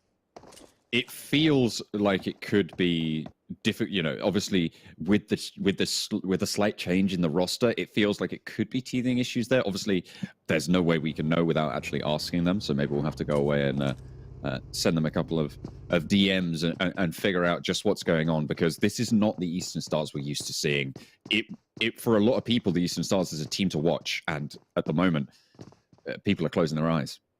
Yeah, people are not watching. People are turning the TV off, turning the channel onto the next one, watching the chase. It's not good news at all at the moment. And I think that, you know, teething issues is certainly something that it could be, John, specifically because Doran has been always known as this point man. You know, he moves forward, the team moves behind him.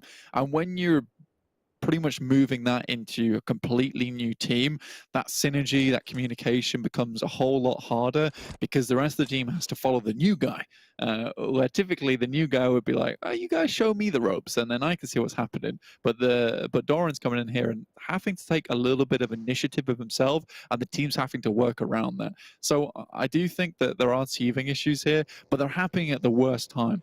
Right, you want to come into a tournament where all those issues have been shored up, solved before the fact. But right now we're seeing them in the tournament, which isn't great. And depending on how quickly this change was made, maybe I can forgive this. But honestly, not getting into the first Super Weekend, it is really tough. Not getting into the second Super Weekend, a little bit easier for yourself, because you know where you have to go after that when you get into the third one. But not hitting the first just sets you back so much, and you're constantly playing catch up. And at that point in time, looking for a first to fifth spot after hitting that, very difficult. Oh, Octavian, he's been spotted out in the open, and Alicio, the slayer of the stars from the east, right now takes a second head. Potential to be shut down by Kapahalo, who's in the buildings on the opposite way, but no way Octavian gets up here. Nope. Alicio on stargazing watch at the moment, finds another of them with the DP. Great spray as well coming through from the boy himself. And that'll send Eastern Stars most definitely down to just 2 players, and their chances get even slimmer at this point in time. Circle quite central towards that middle area. Icy just finishes that off with the grenade. A bit of disrespect there, to be honest with you, but if you can get that finished as quick as possible, get moving, maybe that was a good choice. But a lot of teams circling around Rozhok at the moment, swirling in that area. You do have Giants in Pachinki as per usual. Now, TJB, John, I wanted to talk about this team, this game, particularly because they've been quite quiet. You know, we've always known GK First to be a bit of an explosive player alongside Lin. When they were playing on Unicorns of Love, they had a lot of success towards the latter ends of the tournament. But right now, just not too much happening. With this circle shift, though, it puts them in very good stead just to the north side of Pachinki. They've got a lot of room to play with on those open fields with the dips and the ditches to play around. I think this is a good spot for TJB, but again, they're not in a place that I expected them to be during this tournament. Let me just have a quick look on my roster sheet where TJB, 9th place, 53 points. It's fairly good. It's still a quiet result, but I do think they can push that just a little bit further. They should be good for the Super Weekend, is my takeaway here. The question is, how much further can they go, right? It's a question of performance from that point on. Blood goes down for RESQ, and 4 Romanian men continue to dominate in the open fields of Headshot Hills. They are absolutely finding everything they're looking for here. Romanian men atop that mound in the middle and controlling these sightlines. Difficult, definitely difficult, but looks like they've already found 2 from RESQ. Yeah, RESQ, This is more what I expected from RESQ today. I feel bad saying it because like yesterday just felt like a little bit of a fluke to me, regardless of how well they did actually play. But today we're seeing a little bit more of those faults, those flaws coming through from this team. And I'm sorry if you're a fan of them. I do hope that they continue to keep doing well. As everybody knows, I am a massive fan of new rosters coming into the mix. But Team Doom, on the other hand, a couple of cheeky shots ring through the map and hit 4 Romanian men, and they'll have to duck for cover. I mean, I said 4 Romanian men were trying to control these sightlines, but you're sat in the middle of an open ground as well. As soon as you get shot on, as soon as you take damage from the wrong angle, you're on the back foot, and that's exactly what's happened here. But Team Doom, they've sailed into the same spot. Are they going to succumb to the same fate that they're inflicting on 4 Romanian men right now? They're taking them down, sure, but there's going to be shots coming in from other directions as well. Rana with the backup shots, but getting handled in the sidelines. Doom gets taken down, gets that flush, but there's still a player behind the tree, and Zero falls for it. DP in hand now, a lot of bullets, gets a little bit of healing done, but not really going to be able to pop too much more than a bandage. Nades around the side, there's the fire. That's going to burn Sarah out, and there's no way you survive there. But Zero is low. Needs rezzing now, and they crawl back to it. Rana, low out in the open, and Mert not quite able to get that final tick of damage. Back into the smoke. And it seems to be fading away these bullets, but finally Unreal connects it. And 4 Romanian men are out of it. Team Doom, with a clinical approach to that situation, they just crushed 4 Romanian men, moved on them like a pack of buzzards. Very, very well done there. And I think 4 Romanian men are feeling a little bit out in the cold after that. Team Doom were on him just immediately. Very well done. Rana not able to quite get that crunch going as fast as possible. And with 4 Romanian men ducking underneath, getting ready for that push from Team Doom, I just don't think they were ready for how quickly it occurred. They knew nothing of the crunch. It wasn't to be. Absolutely not. 4 Romanian men, though, again, perfectly fine on this points total. You can see them up there. 82 points. Pretty chill right now for Romanian men. Even though they go down there, I feel like pushing into that position specifically might not have been the best play. I mean, it's not even central to this circle, and now it's going to be out on the edge. The areas to the south of Rozhok Hill, prime real estate. No one in Rozhok right now. Not quite yet. I think Shockwave are looking to pick up that position as per usual. I think this is happening so many times now that we can't really call it chance anymore. I do think that Shockwave are good at positioning themselves in the early game to a point where they don't really have to deal with a lot of the action early on. And that's fantastic news. But, you know, each game that we do see Shockwave go down, it is when the action finally does come to them. So they're getting a lot of their points through placements, which isn't really going to see you through when it comes to a finals or a super weekend. But I would like to see more out of Shockwave. I think their rotations can continue like this and they can work on the elimination side of things. Perhaps things can change. Perhaps they can. Game Lord, on the other hand, first place currently. 7 matches currently played, 82 points total. So this is their final match of the day. Speaking of final matches, we spoke about them earlier, Vamos, with their last shout into this week's league play here. The only team in Group A that's really at risk at this stage. As many points as possible, please, for Vamos Gaming. Absolutely. 5 threats, on the other hand, 6 points, but with these 2 eliminations, that'll set them up back to 8. I know it's a long ways out so far, but 4 Romanian boys find a shot down onto PENTA Hulls. He'll go down, and the rest of the team's trying to move in too. I think this was a little bit of a crazy play coming through from PENTA, moving straight into the area where they were just shot at from. Okay, I mean, sure, Hermanus. Oh dear, that's unfortunate. It's Clear Vision who actually are able to take that down. But look at that, Kimmy hits the deck, lines up the sights, and gets the spray towards School. Very, very nice shots coming through there from the 4 Romanian boys. A little bit better than their countrymen right now. Looking good so far. Again, PENTA moving through that area. It did seem like a little bit of a mistake to me. I think you just leave your boy Hulls out in the open and just dip the other direction. Then again, not too much area to move into, it being such flat plains ahead of you, you know, wherever you go is going to be dangerous. Super Young roster currently trying to hold out the remaining players of Rescue. Hamodi drops into the vehicle though and thinks that, you know, his long time passed at this point in time. Time to get back into the circle, find a better position from where they can strike out and get that chicken dinner. Rescue 2 players alive. Oh dear. Icy takes another of the Eastern Stars. That's not good news bears for the Eastern Stars. Obviously down in 18th place. This is their second to last game. They've got the last game still yet to play. But it is not a good time for them. Vamos as well, similarly struggling, but they're on the potato hill. A hard shift away from them. That's going to move them far. And it's going to be a difficult rotate away from their position that they currently hold. Yeah, moving off the top of that hill is rough, to say the least. And I think that's why most teams hover around it until it's certain. And even being very much on the edge side of that circle, it's a little bit odd to me that you would immediately commit fully to that top side. Unicorns Love is going to see this rotation coming through. They've already got 3 elimination points already, which is great news for them. Again, we said 5 points this game would be lovely. Any more as a bonus. And now they're rotating directly past them. It looks like Unicorns Love are dropping out the vehicles, ready and waiting for these points coming through. Prada takes a big hit. Not quite getting the knocks just yet. Kosti takes a lot of damage, but somehow gets out into the zone, has to wrap back around and get back in to avoid that ticking damage. Prada, not so lucky. Kosti still going, but Prada will be flushed on out here. Icy has that off angle. Kosti not getting that heal, and there's an answer as well, as there's shots coming back towards the Unicorns of Love. Reznov has fallen for now. Rezable, but shots echoed through the valley. And again, Icy just ever vigilant. Rescue in the meantime are going to take the tumble, but Unicorns of Love still locked in with Vamos as they are trying to shut them down, push them out of this Super Weekend as well. If Vamos go down here, that's their Super Weekend done. And there's only 2 players left standing for them.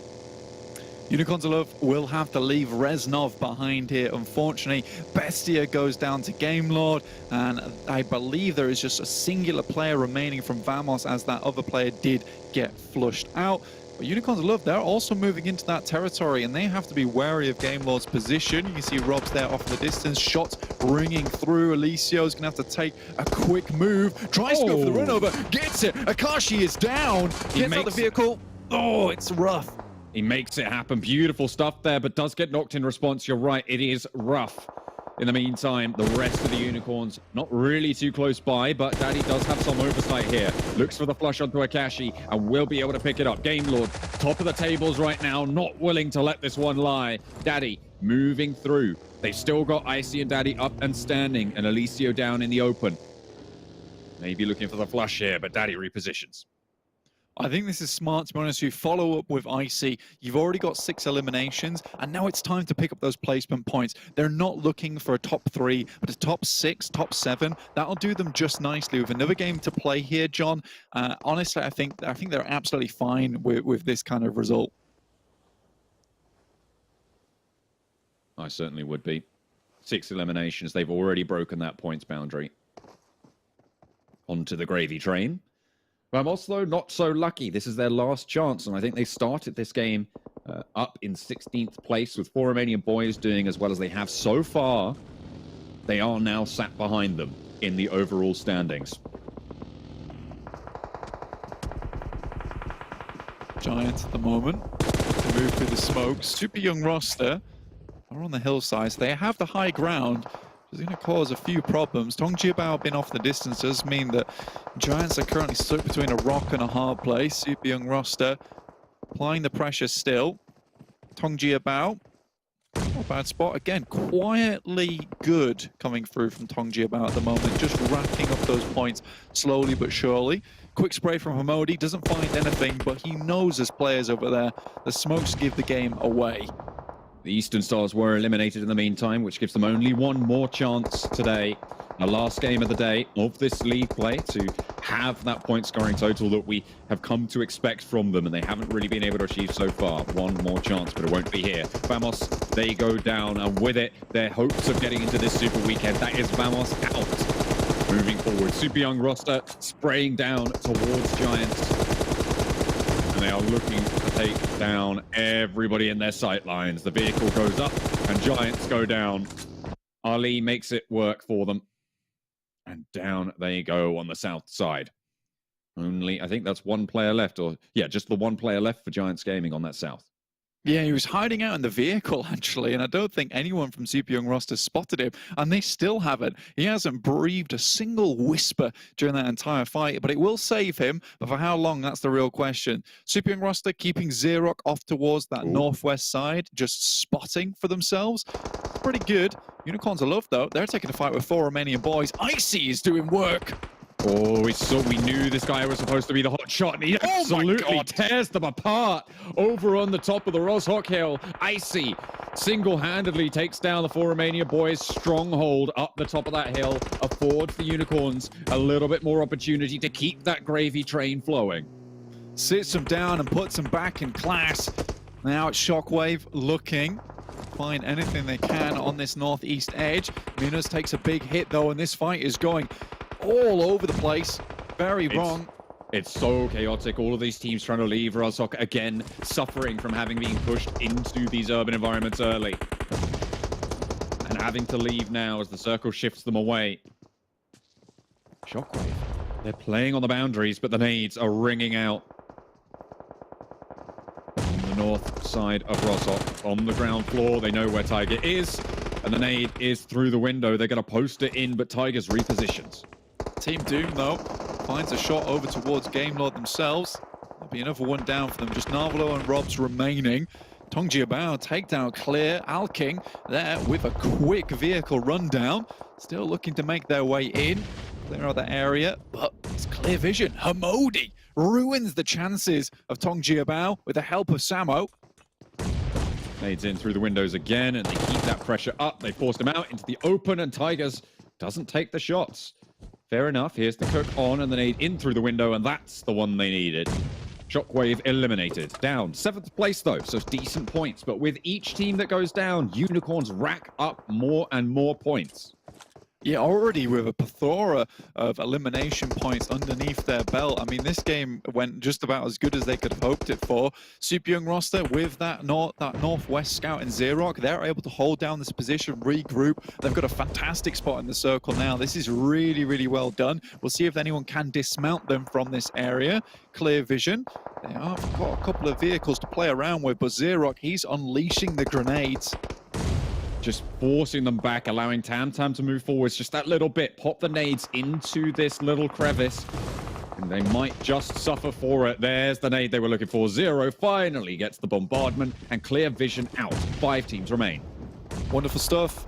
Unicorns of Love still making their way in, though. This is really, really good stuff from them. Not what I expected. Icy slips down the side, looking for a little bit more. The nades come over the top, but it's not in the place that they expect them to be. This is a 3-way fight, and they only expected one team to be here. Icy out now. No way you get that back up. Daddy low and eliminated to boot. Unicorns down in 5th, but they've done a lot of work here for their chance to make it to the Super Weekend. There's a lot of teams below them with no real chance of making it in, so they've got to be happy with this game. A whole heaping of points as well. Team Doom, though, on this ridgeline. They might be striking out. Hang on a minute. This is another team that's a lot further down on the tables. They started the game on 14 points. Now they have 7 eliminations, and they're in the top 4. Honestly, Team Doom has been playing this game with swiftness at the moment, flying in where they need to be. Super Young roster gets all the way back up to 4 people, and Team Doom had to put the pressure on early, not able quite to do it, knowing they're exposed on this side. Super Young roster, they can play with this edge. Already 2 knocks here, John.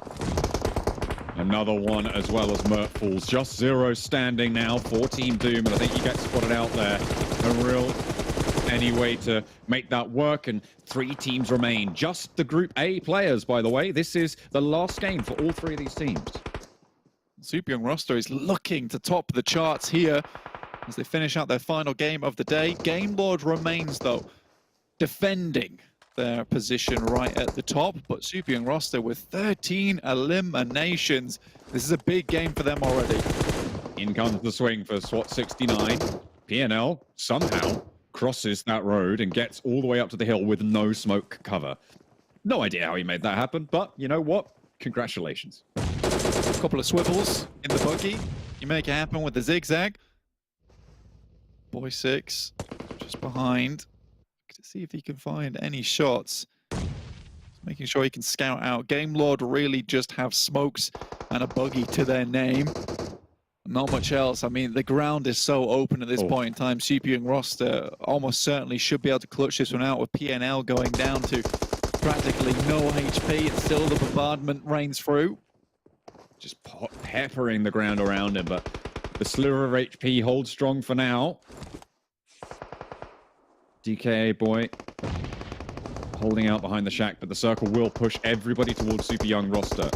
Game Lord and SWAT 69 playing for placement right now. The backstop for SWAT 69 eliminated. PNL did get a heal off in the meantime, but the position is completely known here by Super Young roster. A nade would do. Yeah, Narvalo finds the shot on the backside. PNL goes down to some beautiful shots underneath the buggy, and now just Game Lord remain, and Super Young roster have a clear idea of where these guys are playing from. And this uphill battle, it's not going to go well for Game Lord.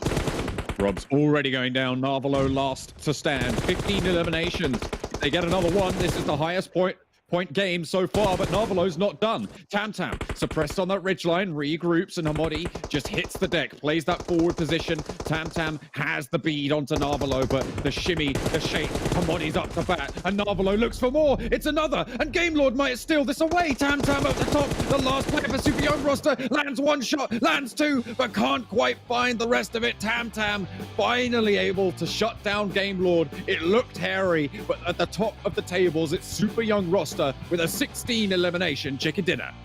Narvalo gave them worse for wear in those final moments, and imagine if Robs had stuck up in that situation. Potentially they're able to get that 2v3 in a position which was completely unbelievable, to be honest with you. Fantastic stuff. Let's take a look at the match rankings very quickly. Look at that. Super Young roster, 2,544 damage with 16 eliminations. Once again, putting up a fantastic result. Their second winner chicken dinner of the day, and that'll clear them out. Fantastic performance there from Super Young roster. They played on that hill, they had control in that final circle, and they absolutely made it work. Game Lord sat just a couple of points above them. I think that might make the difference there. It looked a little bit risky, and you know what? I felt like the Game Lord could have done it there towards the end. Absolutely. This was a deserving victory from Super Young roster as well, considering they had so many teams that tried to wrestle that position away from their fingers, but they were clutching tight. They weren't letting go of that hillside very easily. It was very, very good. Loved it so much, and I think that for Super Young roster, this is one of those moments where it really does tell a very good story, considering over our 2 days, it's like, are Super Young roster just getting these positions for free? No, Zero had a very good scout position, John, and also the team were able to regroup with him, and then they held onto it with vigor. Looking at this game though, honestly, I'm very surprised that we didn't see Game Lord able to do a little bit more. I think, yeah, their position was still a little bit rough, but to be quite frank with you, I think that Unicorns of Love have done fantastically well. And speaking of Unicorns of Love, there's Icy. Look at this, 7 eliminations, 1,000 damage, and this man has been traveling. He's got his bus ticket, and he's been round Erangel a few times actually at this point, but he was crushing it. And I think that we said at the beginning of the game, Unicorns of Love had to get a few points on board. Well, they really delivered during this match. Zero with the 2 eliminations, honestly, Terminus with the rescue, 246. But John, honestly, a fantastic game overall.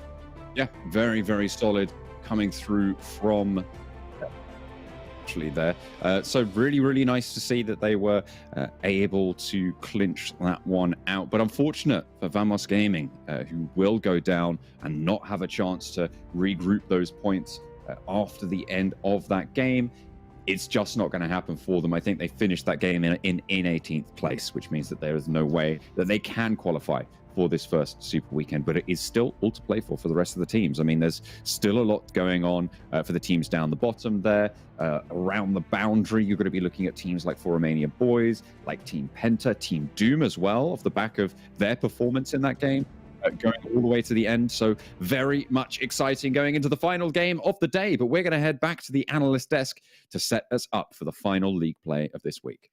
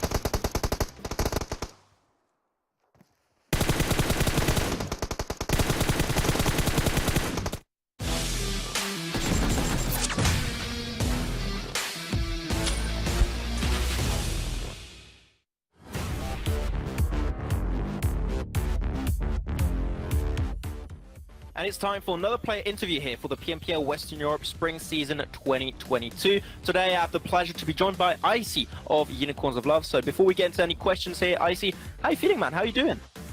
I'm fine, Max. I'm good. That's all we need to know. That's all we need to hear. Great to have you here for the interview. But first off, I wanted to know, how are your feelings, Icy, before coming into this season of PMPL here for the Western European region? I feel prepared. I just wanted to come sooner so I can show what I'm made of and what I can accomplish with my team. Always great things to hear. Normally this is the question why I jump on the topic of changes from last season, but you are, I see, the new addition to the Unicorns of Love team, right? And I wanted to know, how have you merged with this new roster of Unicorns of Love? Now, how do you feel in the team as a whole? Well, we didn't have much time to train, to be honest, but the synergy is there. It's not perfect, but I think we'll be just fine. Okay, that's all I can really hope for you guys out there. Hopefully things are going to go just fine in this season. What are your expectations, though, for you and the team of Unicorns of Love coming into this season, though? Do you hope for top 5, or like what's the goal in mind for you guys? My goal is always top 1, of course. I want to be champion with me and with my team. We always aim big, and we want to win. It's nice and simple. We love to see it. But coming into this season also, what type of preparation? You say you didn't have too much time to prepare, but I guess there was still some preparation done in the background.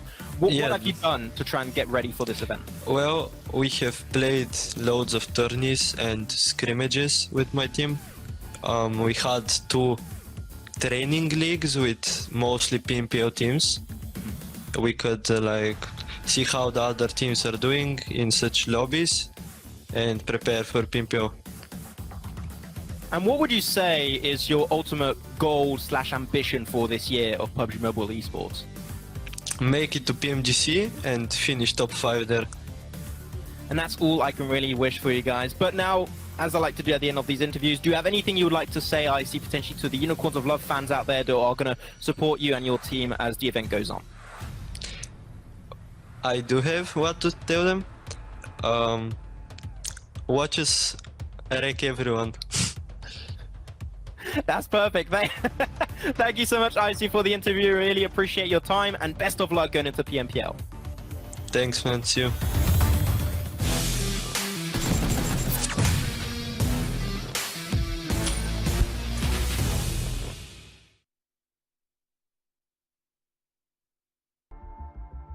Well, welcome back, everyone. Super Young roster taking themselves another chicken dinner. That's 2 on the day for them as they continue to grow on and look ever so good. But so are quite a few other teams, and so are quite a few talent. Jason Kaplan, Max Mem, Kalaris as well, all looking great here on the desk. We're ready to break down the last match. We're going to throw it right into our match rankings. You can see we have about 6 minutes of time, so we're going to hurry on through this so we get the final match of the day ready to go. 31 points, super young roster. I think they broke the record themselves, right, of the most points in the game. It was 30 before, now it's 31. All I have to say is super young roster. Whoa, they are looking fine here today. I am blown away by what they've been able to do here, not only today, but across, the 2 days as a whole. I didn't fully expect this, but geez, they've proven that they are lords amongst men. Yeah, some pretty supple type of results coming in. I don't know what that means, but anyways, we're going to go with that. And the fact that 4 Romanian men did not have a good performance this time around does mean that our top 2 will be different. Game Lord, of course, taking himself a 2nd place with 19 points. They should typically remain in that 1st place. But Super Young roster, I believe, we'll see the overall rankings later. I think there's a big chance that 2nd place has been taken away. But finally, Unicorns of Love, they needed some good results over here and gave themselves those 17 points. That should be their golden ticket to victory to make in the Super Weekend. So Unicorns of Love, that's it for them. Well, for Doom as well, Kalaris, they were on the bottom 4. They actually get a massive amount of points in this game, potentially put them in reach of breaking through into the top 16. But as we move on now to the 2nd page, Eastern Stars, 1 point. They were not top 16 before. It's not looking good. Also, Vamos, if I'm not mistaken, that was their final game. Yeah, it was. They played all 8 games, right? That's correct. Thank you, Kalaris. Yeah, no problem. Max, continue. Oh, did you say Kalaris? Oops. That's fine. We're used to you interrupting. Continue, Max. Okay. Yeah, that was their last game, and they're out of making it into the Super Weekend. So that's it. Yeah. Should we just, James? Do you want to we'll just head off and we'll let Max do the Max host show? No. Yeah. The min-maxer himself. Yeah. Yeah, I could do that. I'm down for it. Okay, well, anyways, moving past that, maybe we should talk about Game Lord in particular. You know, Claris, you brought up earlier on, I don't know if we were live on air or we were watching the game, but you were talking about how dominant they've been today. It was live. We were talking about it. The points coming in from them from game to game, it has been double digits all the way. Yesterday was decent. It was okay. It was middling. But today has been an absolute stonker for Game Lord here. And normally, yes, we would go to Max. However, he's interrupted me multiple times, so we're not talking to him when it comes to Game Lord. We're talking to me. Who's Max? Yeah, exactly. The min-maxer. But yeah, we've got ourselves Game Lord, and look at what they've been able to put up today. It has been overwhelming, I think. Every single game, they've been in the upper echelons of the placements. They've been getting themselves massive elimination counts as well. And this is the kind of performance you want to see when a team comes in as the reigning, defending, undisputed champion of a US. This is like a championship caliber team. I'm not gonna let Max talk at all here. I'm just gonna talk over him. I mean, this is ridiculous numbers, and like you said, like this is them defending their title. But I do say this: great, it's league play. You put up some good numbers, but you gotta make it happen when it comes into the Super Weekend, which is just a few days away. Let's jump into our overalls, though. We have about 3 minutes until we're heading to the next match, and there's a lot to talk about here. As on our front page, we will have Super Young roster in first place at 113 points. That is insane. There's a 40-point difference between first and fourth. Holy moly, that is ridiculous. I mean, I think all of us probably expected Sub Young roster as well as Game Lord to kind of be at that number 1 and 2 spot, but by the margins that they've been able to do it, that's ridiculous. It's not like 4 Romanian Men or Shockwave or Real Tigers 9 has had kind of a bit of a Barney in regards to results as a whole, but these two teams looking spectacular here so far, Jason. And what's even more impressive is Game Lord is 0 chicken dinners, and they still have more placement points than Super Young roster. But obviously, the big difference in points comes from those elims, Claris. Yeah, definitely. I mean, we would, of course, when it comes to Game Lord, we could talk to, the professional when it comes to Game Lord and the insights into them. But he's a little bit MIA right now. I probably don't really need to kind of consult him on that. But just a spectacular play. And I think, once Game Lord starts rounding things out with chicken dinners, because they will, and I think it's going to be happening in this upcoming Super Weekend. We could see them number 1 during that as well. Yeah, and then even big. They were 12th at the start of the day. They had 5th overall in eliminations, but now they're in 6th place. So we're seeing quite a few teams really start to push the envelope here and really want to solidify their place in the top 16. So every team in the top 8 for sure going to be safe. But this is where things get a little bit dangerous down towards the bottom of the leaderboard. 4 Romanian Boys at 31 points. At the moment, that is the current threshold. Yeah, I think there's going to be 2 spots, I think is fair to say, when it comes to those bottom teams, as we can probably move on to those now. And obviously, we already mentioned that Vamos, they are not going to be going through into that first Super Week. But 5 threats right now, they would have to put up a monster game if they were to try and push up into that top position as well. So for Team Doom and Eastern Stars, especially, I think these are the 2 teams that could potentially threaten. Likewise, when you're looking at that bubble position, when you're looking at 4 Romanian Boys, I think is the one that's in real threat. PENTA as well. It could be dicey. Yeah, very dicey indeed. But we're going to see what's going to happen. I mean, 5 threats, as you mentioned, they have to pull off like basically a 30-point game if they want to have a chance. 4 Romanian Boys need to be careful not to be eliminated early on. Let's take a look at the schedule, though, really quickly to remind you guys of what's coming up final here in our league play. It's going to be Miramar as our final match of the day, and that will decide which 16 teams will go through into the Super Weekend. So no Game Lord, no Super Young roster, no Spot 69, no Vamos. And that means it's the final chance for these last 4 groups, these last 16 teams to either solidify their spot, break into top 16, or unfortunately have to watch from home. Speaking of watching from home, we're doing just that as we're going to throw it on to our commentators of Blank and Imperium. Thank you very much, Jason and Kalaris Oni. This is it, Blank, the final game of League Week 1. And what makes things so much more difficult for the likes of Team Doom and Eastern Stars is that it's a moving target, right? There's no kind of one team 2 to 3 places ahead of them that have played all 8 games. Yeah, it's a bit of a rough one. I can't believe we do Max like that. Look, Max is a good guy. He's a good man, Who's Max? He's the super glue that holds that desk together, because it's a rickety one. Let me tell you that. But yeah, it's a rough one now. Looking for Eastern Stars, they're unsure where they need to end up at the end of the day. And I think that realistically, I'll echo my sentiments from last game. I don't think that they are going to make it in, and it'll be catch up from here on out. And I'll have to rethink some stuff going into that Super Weekend. Take a few notes, a few pointers from other teams, and then perhaps work on it from there. Unicorns of Love, on the other hand, we're super happy about that from that last game. Yeah, definitely. I was very pleased with Unicorns of Love and how they performed in the last game. A bit of a question popped through my mind as well, and I really hope it's the case. I'm curious on your thoughts on it. Was the engagement onto Eastern Stars by Unicorns of Love in the previous game a targeted attack? I believe so, because Eastern Stars, yes, they're not doing good so far in this league week 1, but they're not a team to be messed with, right? So if you get rid of such a strong team coming into the first Super Weekend, technically it makes your life just that little bit easier.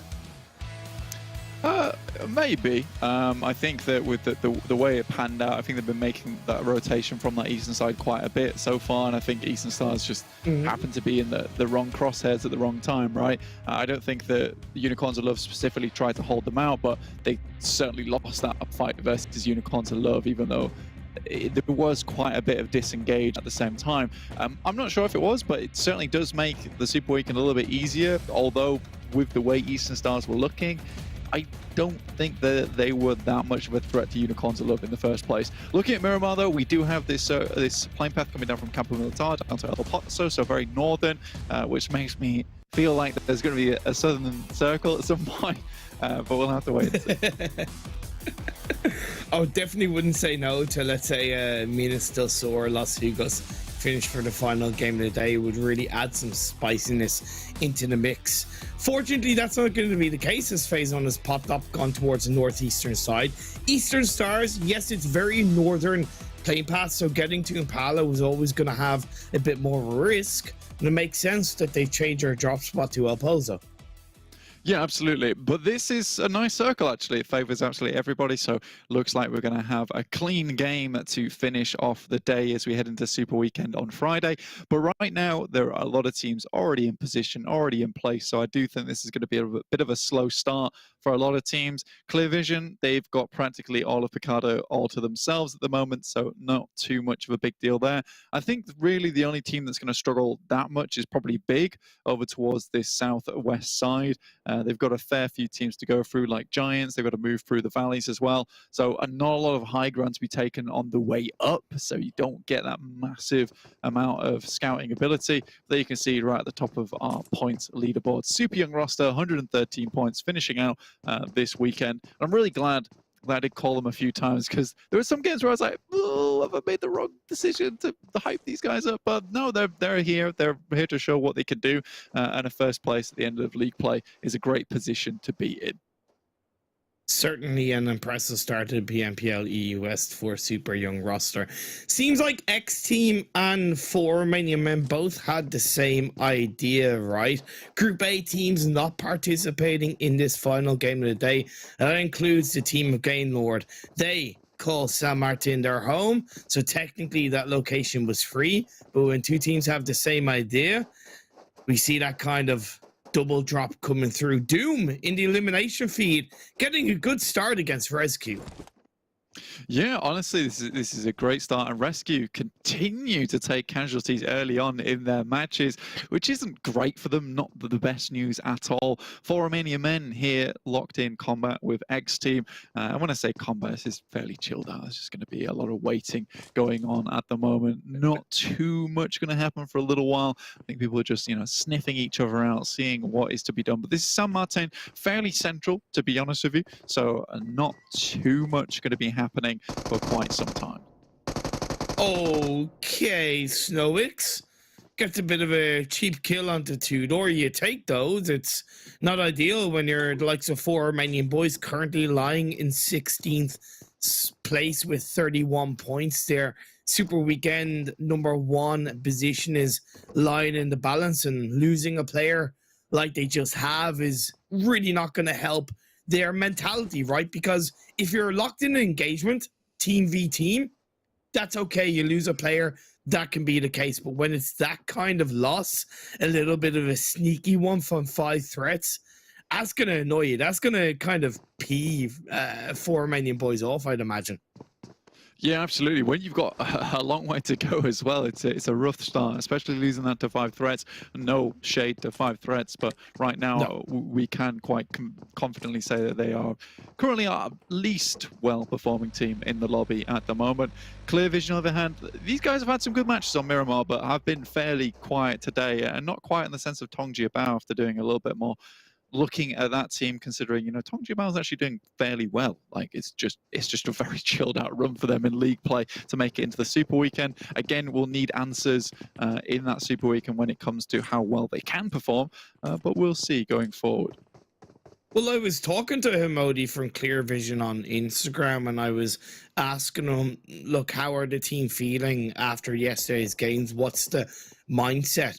And they're very happy so far with how the PMPL has gone, and off the back of the strong 30 points they garnered in the first 4 games yesterday, they said they were coming into today's games looking to try new things, looking to basically prepare for the Super Weekend.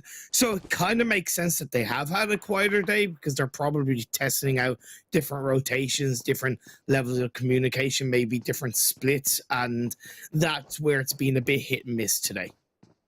Yeah, I would agree with that. I think that hit and miss is something that's happened for a lot of these teams, though. There's only a few teams that I would say haven't really had that kind of attitude to the game. Like Super Young Roster has been very, very consistent game lord, similarly. But PENTA, definitely a hit and miss team as well, sat in 15th place. They've got to be a bit worried, considering, you know, teams are right on their backs at this point in time, and they could be worrying right now whether they actually make it into the Super Weekend. Luckily, they do have this final match to play today, so they can rack up a few more points and hopefully keep themselves safe.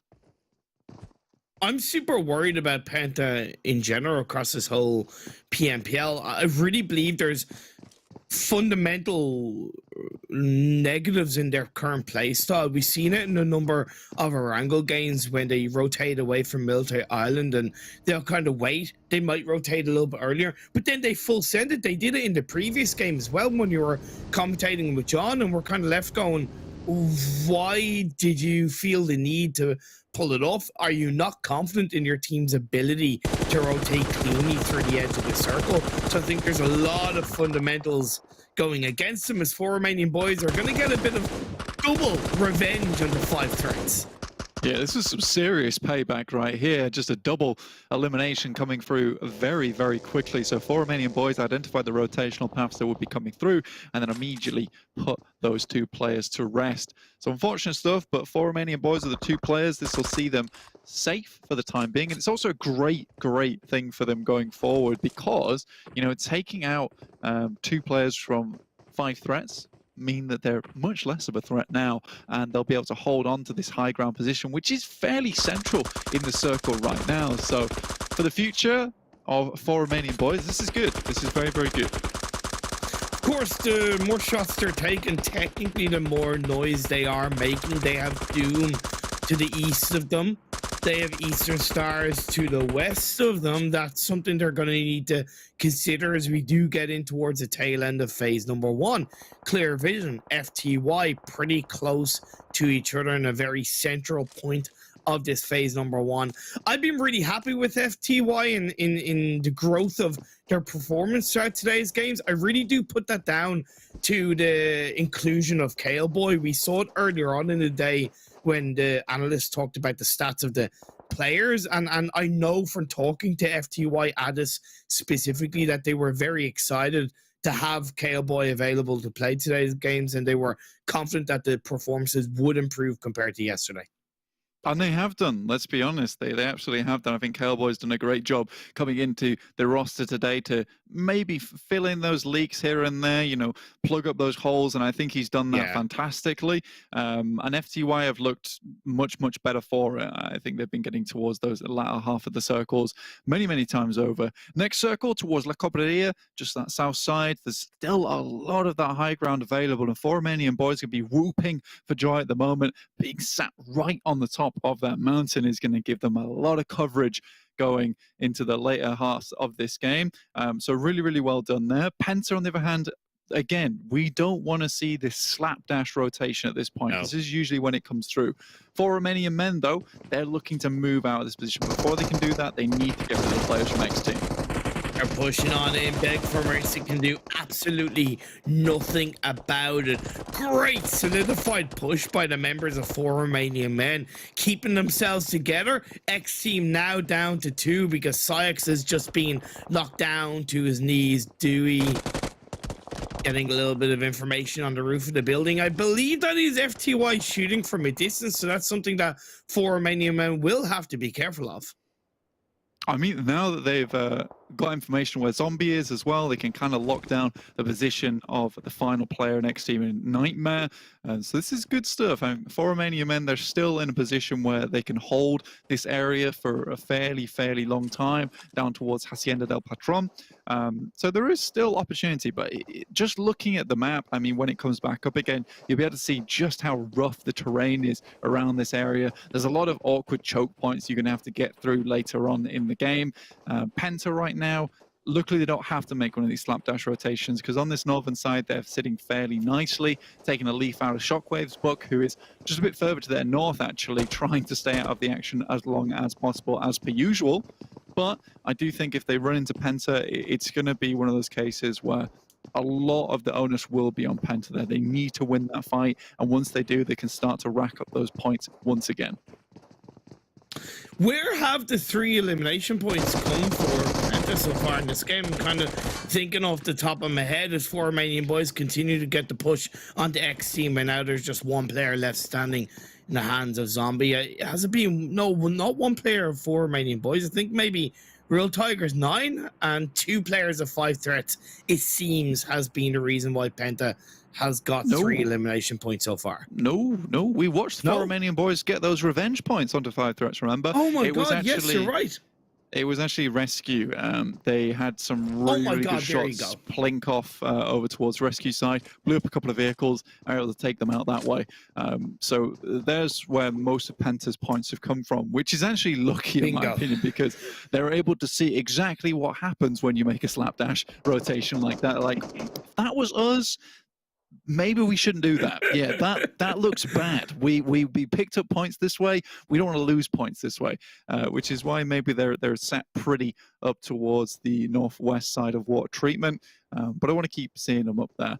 Eastern Stars, you got Doran up on high, keeping this one going. They've got most of their members still up. They can still have a cracker of a game and get into the Super Weekend, but it will have to be one hell of a cracker of a game, to be honest with you.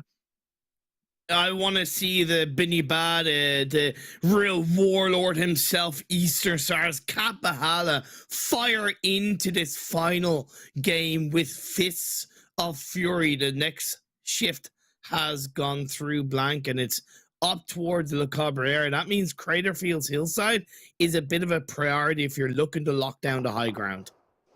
Yeah, and currently it'd be Eastern Stars and 4 Romanian Boys fighting for that. 4 Romanian Boys actually having the high ground already is great, but TJB currently in front of them will pose a little bit of an issue. So they'll have to deal with that when the time comes. FTY all in the vehicles ready to go. Ardis currently taken down, so just 3 players now remaining for FTY. But again, this is where things start to get a little bit more rough. Right, it's specifically because of the rough terrain. La Cobradia would be a lovely place for teams to set up in, but right now there's no real option to think to yourself, let's head to La Cobradia right now, because you're giving up high ground, which you can take control of right now. Yeah, I don't want to see any team in La Cabrera phase 3. Absolutely, positively. No way, Jose. TJB, team that also looking fairly good on the northern side of the Craterfields Hillside. They've been able to pick up an elimination point onto one of the members of Clear Vision to whittle them down to 3 and keep them down in the compound on the low ground just to give them a little bit more space. But I believe that's one of the 4 Romanian Boys players firing up towards TJB. Yeah, I think they're taking a couple of shots back. You need to make sure that teams know that you're not to be messed with, to be honest with you. Even if you can take shots down towards us, we're not just going to sit back and let it happen. Giants take down one player from Big, who have slowly tailed off after this day, but still some really, really good improvements, in my opinion, coming through from Big. And hopefully they can carry that through to the Super Weekend itself. GK first here. Not seen too much of this guy for a little while, but on board with him at the moment. This guy was one hell of a fragger back in previous seasons when he was on Unicorns of Love, when he was on Panda. He was really the linchpin of those teams. He is knocked. Giants looking to gain control on the western edge of the circle. Eastern Stars opted to disengage away from the massive high ground to try and control a little bit more on that western side. And I gotta say, it makes sense. They're bunched up together, but I really like the variability as we're about to get in towards this phase 4. Lovely suppressing shots for Nano, baby. Swave tries to take some shots, make sure that they're known, even as Giants leave, but Big is in a precarious situation now. Vehicles are fairly pumped full of bullets and not likely to take them too far. And with Real Tiger 9 coming up behind you, you've just left a fight and you're directly into a new one. Most teams still congregating around these high ground spots, just trying to get it where you can. With this La Cobraria shift, though, there is going to be a mass migration.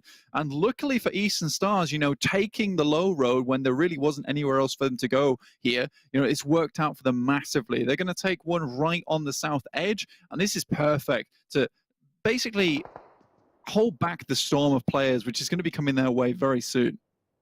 But I also think that northwestern corner of this phase 4 is a really hidden marker for a team to go to. I'm looking at Giants more specifically, maybe Real Tigers 9 as 4 Romanian Men looking to take the fight to Doom. Doom looking for every point they can get their hands on. Currently 17th with 30 points coming into this final game. Unreal.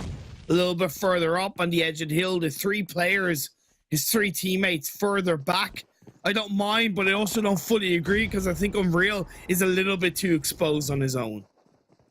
Yeah, it's a tough one. And I think now with Team Doom out in the open, still okay for them. 4 Romanian Boys, not able to quite maneuver this vehicle properly. RT9, this is what I was talking about, moving up behind Big. They just come out of a fight. They're trying to make this one work, but I think that both those teams are going to cause each other massive issues. And 4 Romanian Boys also getting into the mix now from the high ground position they had. But Tongjiabao actually taken down by Giants. Okay, this is great news. But Eastern Stars, once again, fighting back. They went for a bit of a double split. Tongjiabao, they paid the ultimate price. Big, fighting in the blue. They're going to try and hold on as long as they can. XTEAM, they're eliminated. We're being whittled down now to 13 teams, 40 players. That does make it potentially easier for the teams who are really fighting to secure their spot in this first Super Weekend blank. For Romanian Boys, one of those teams holding on to the gatekeeping spot of 16th coming into this game. Yeah, and they know this. They absolutely know this, which is why they've tried so hard to keep hold of their 3 players. Playing it as safe as possible from the position they're on. Michi goes down to the play zone.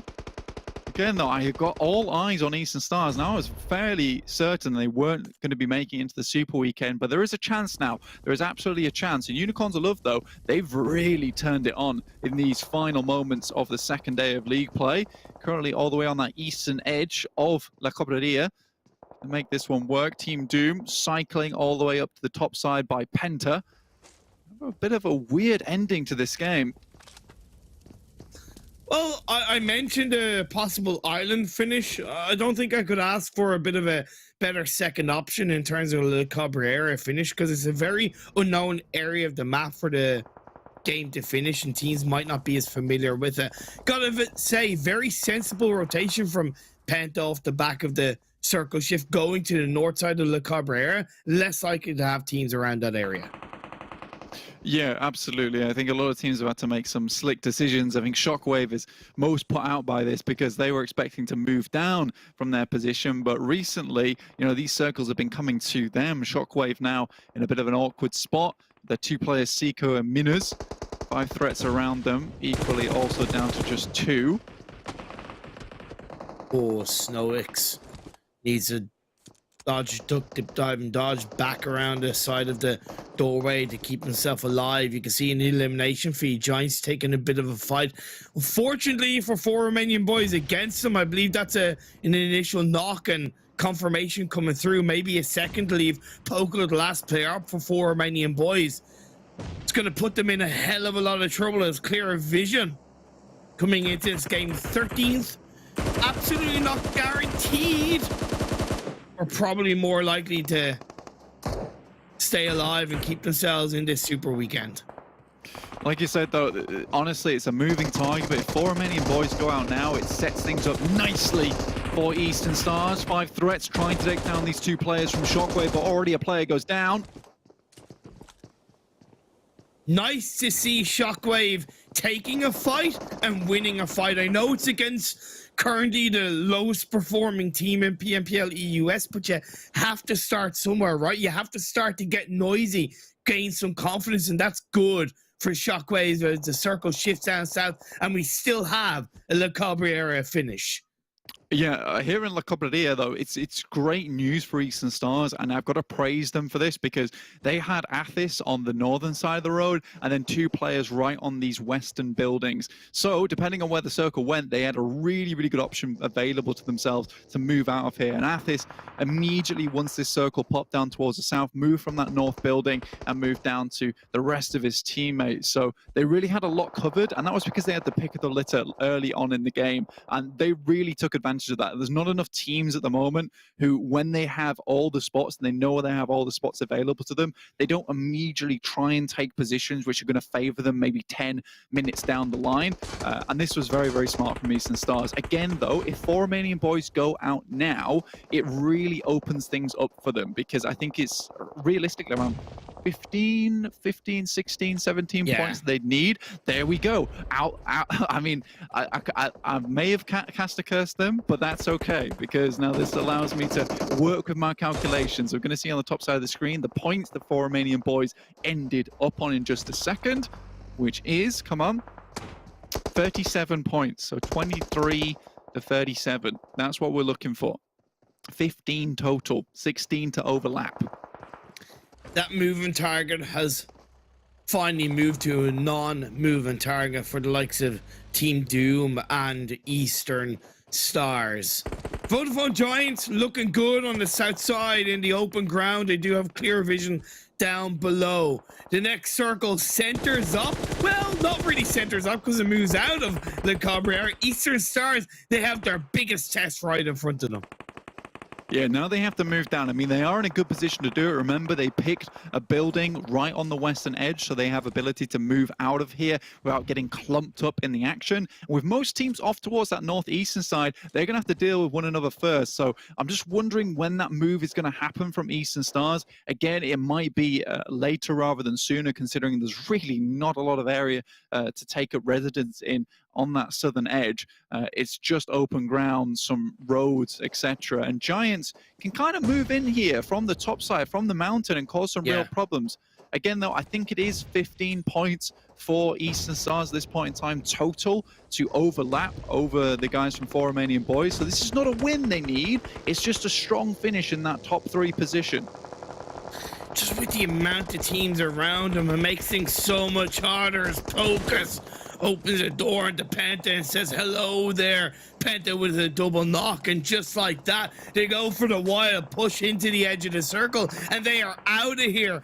Penta's journey, Penta's fight for the Super Weekend #1 is very much under pressure because Team Doom, they're still alive. Eastern Stars, they're still alive. But how are Eastern Stars going to continue to deal with the teams that are around them? 4 Romanian Men, Team Doom, Unicorns of Love, even Shockwave in the mix as Daddy in towards the smoke doesn't quite find that player from Shockwave. Eastern Stars just edged their way onto the very much corner of this compound. Unicorns of Love moving in on Shockwave now. One goes down already, Minus. Now Seiko drops a smoke, but that's the best he can do here. Most likely he will go down to the blue. I see once again. Come on. We listened to the interview that Max had with him before this game, and my God, he has such goals, and I gotta say, for such a young age as well, just hitting 16 recently, I think he has a very strong, mature head on him, at least in terms of how he answered the questions Max dealt to him, and the gameplay really echoes that. So talented, so strong, he's ready to perform and win with the rest of his team. Athos does get a knock, but it's going to be a return fire as Icy and the rest of the Unicorn Love crew are going to put pressure on the 4 Romanian men. Icy goes down. It's just Daddy over the side, but Unicorns of Love are out now. Now 4 teams remaining. Eastern Stars just need to ensure they don't go out 4th place. If they finish the game in 3rd, they will have 15 points and will have made it into the Super Weekend against all odds. But look where they are. They're trying to keep teams back up again, but they have made it. Regardless of what happens now, it is all good. Last gasp attempt for Eastern Stars, the final game of League Week on the map that I would argue is their strongest map in PUBG Mobile. It's where I started to really look at how they were performing in this game many moons ago. They're looking to secure their spot in this first Super Weekend. An elimination on towards Giants Gaming, should I say, but it's not going to be a confirmation per se. Giants up to a full squad, but they're in the corner of the sideline. Sarah fires up, star player for 4 Romanian men. Amongst the might that they have, it's a double knock. It's a confirmation. Eastern Stars can do nothing, and they're out of here. Regardless of that, they have punched their ticket. Good stuff from them. Dewey goes down. Giants always had a very good shout into this game, and they'll finish it up with a win as well. Beautiful stuff going through from Giants, circling round on that southwest side to play from the hill. Again, those circles were not easy to play, Imperium. Not easy at all.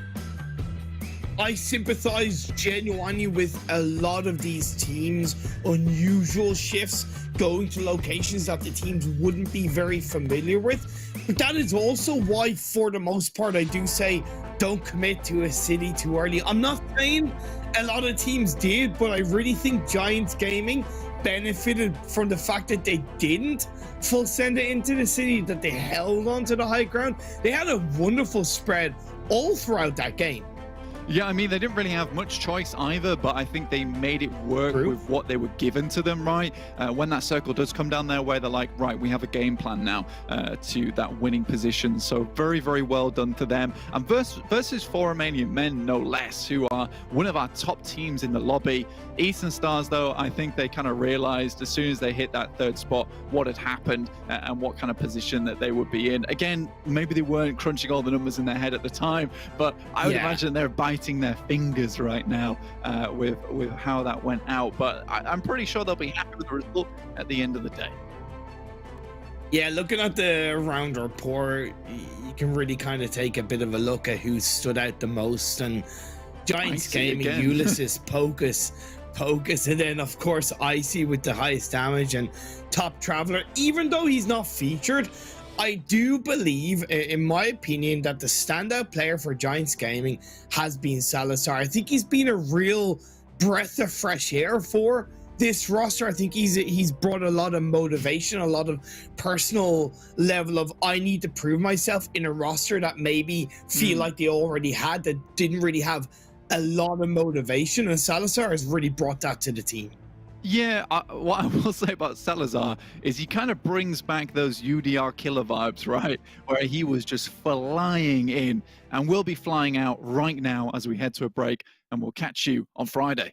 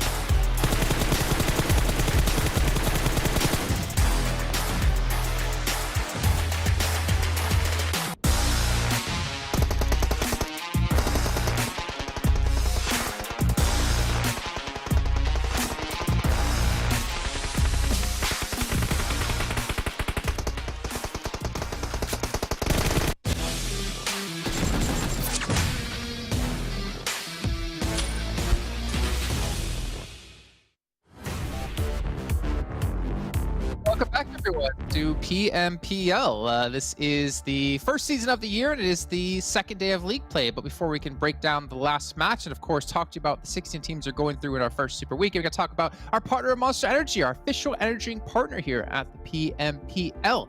Hopefully, we're going to have him back here in next season, and hopefully Max has chugged one because he needs to be paying attention here when I call Kolaris' name. But let's bring him in. Let's start to break down this last match. Max looks very worried. Naughty. But either way, it's fine.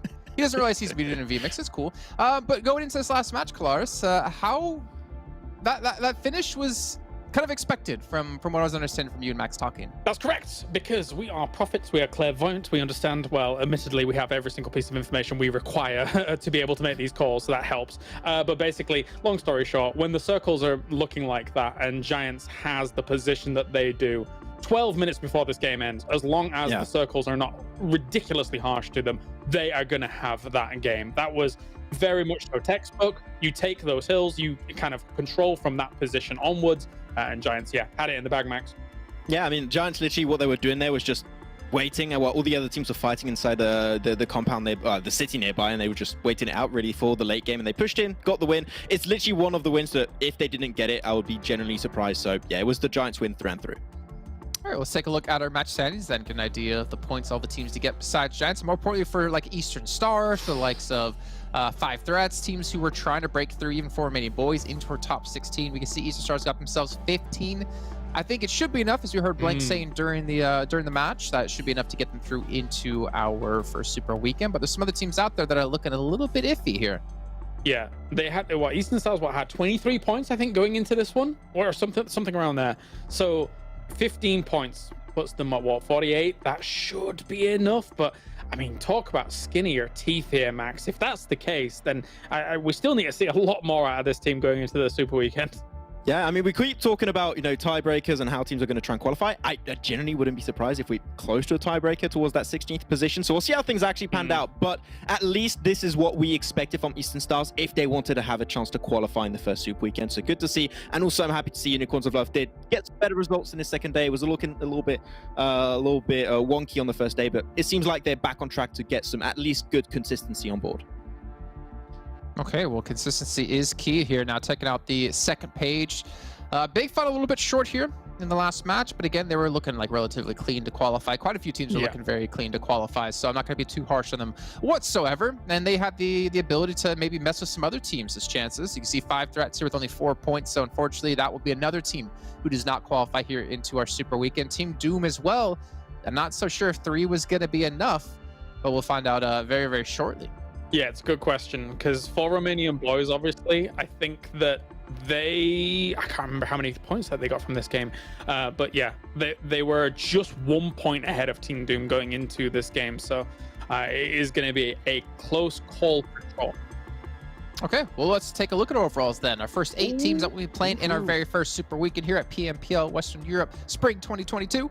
We do have super young roster closing things out in first place. So for Romanian Men, we're not able to close that gap. However, still having 3 teams at 100+ points is pretty impressive.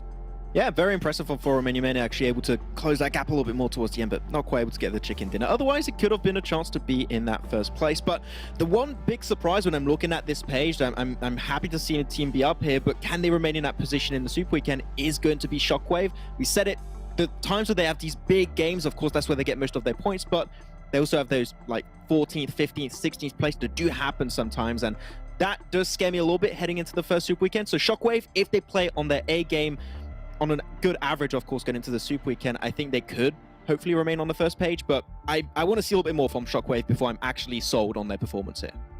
Okay, I think that's understandable, and I think there's actually a couple of teams as well, like Real Tigers 9 UK. I want to see if they can maintain this level into the Super Weekend. But real quick question here, Max. I don't know why it popped in my head. How would you say Shockwave in French? On the choc. There you go. It sounds really bad. Yeah. I actually like that. I like that. All right. Well, we take a look at our second page, though. These are going to be our last 8 teams that will be participating. Eastern Stars have been able to make it at 38 points. That is such a low threshold. We see PENTA as well with 43.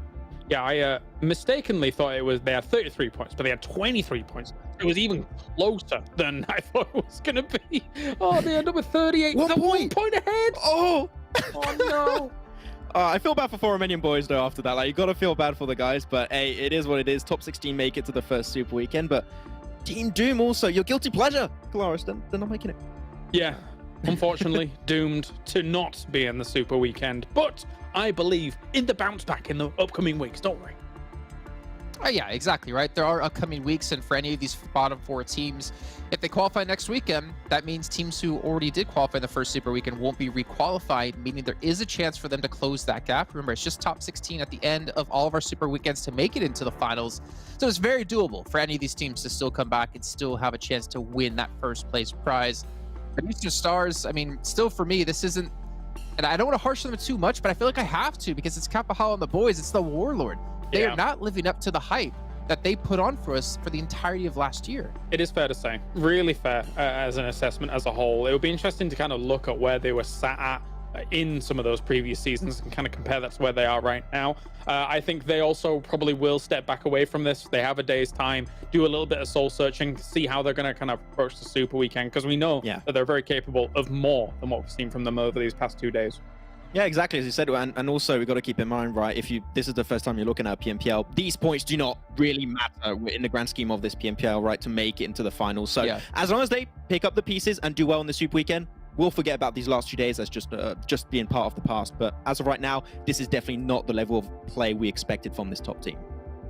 And I think the last note here for all of us to discuss really quickly is we're not sure how PMGC qualification works this year yet, right? Last year, it was based off your points you accumulated across all Super Weekends and finals throughout both PMPL seasons. If you want to have a chance, or your best chance to get into PMGC, right, is to put up your best performance every single week in the Super Weekend and to maintain that performance to maybe get that slot into PMGC, if it does work out that way. Remember, what I'm saying, I don't know how it's going to work. None of us know how it's going to work necessarily, but that's how it worked last year.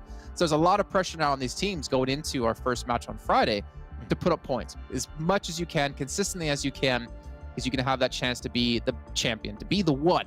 Well, ladies and gentlemen, thank you again for tuning in here for today. I thought we were going to have a conversation on it, but I took it all the way myself because I love to hear myself chat. You guys can hear me chat more, though, on Friday, because tomorrow will be a day off. We'll be back here all bright and early, or I guess bright and early for me, normal time for you guys, on Friday for our first day of our very first Super Weekend.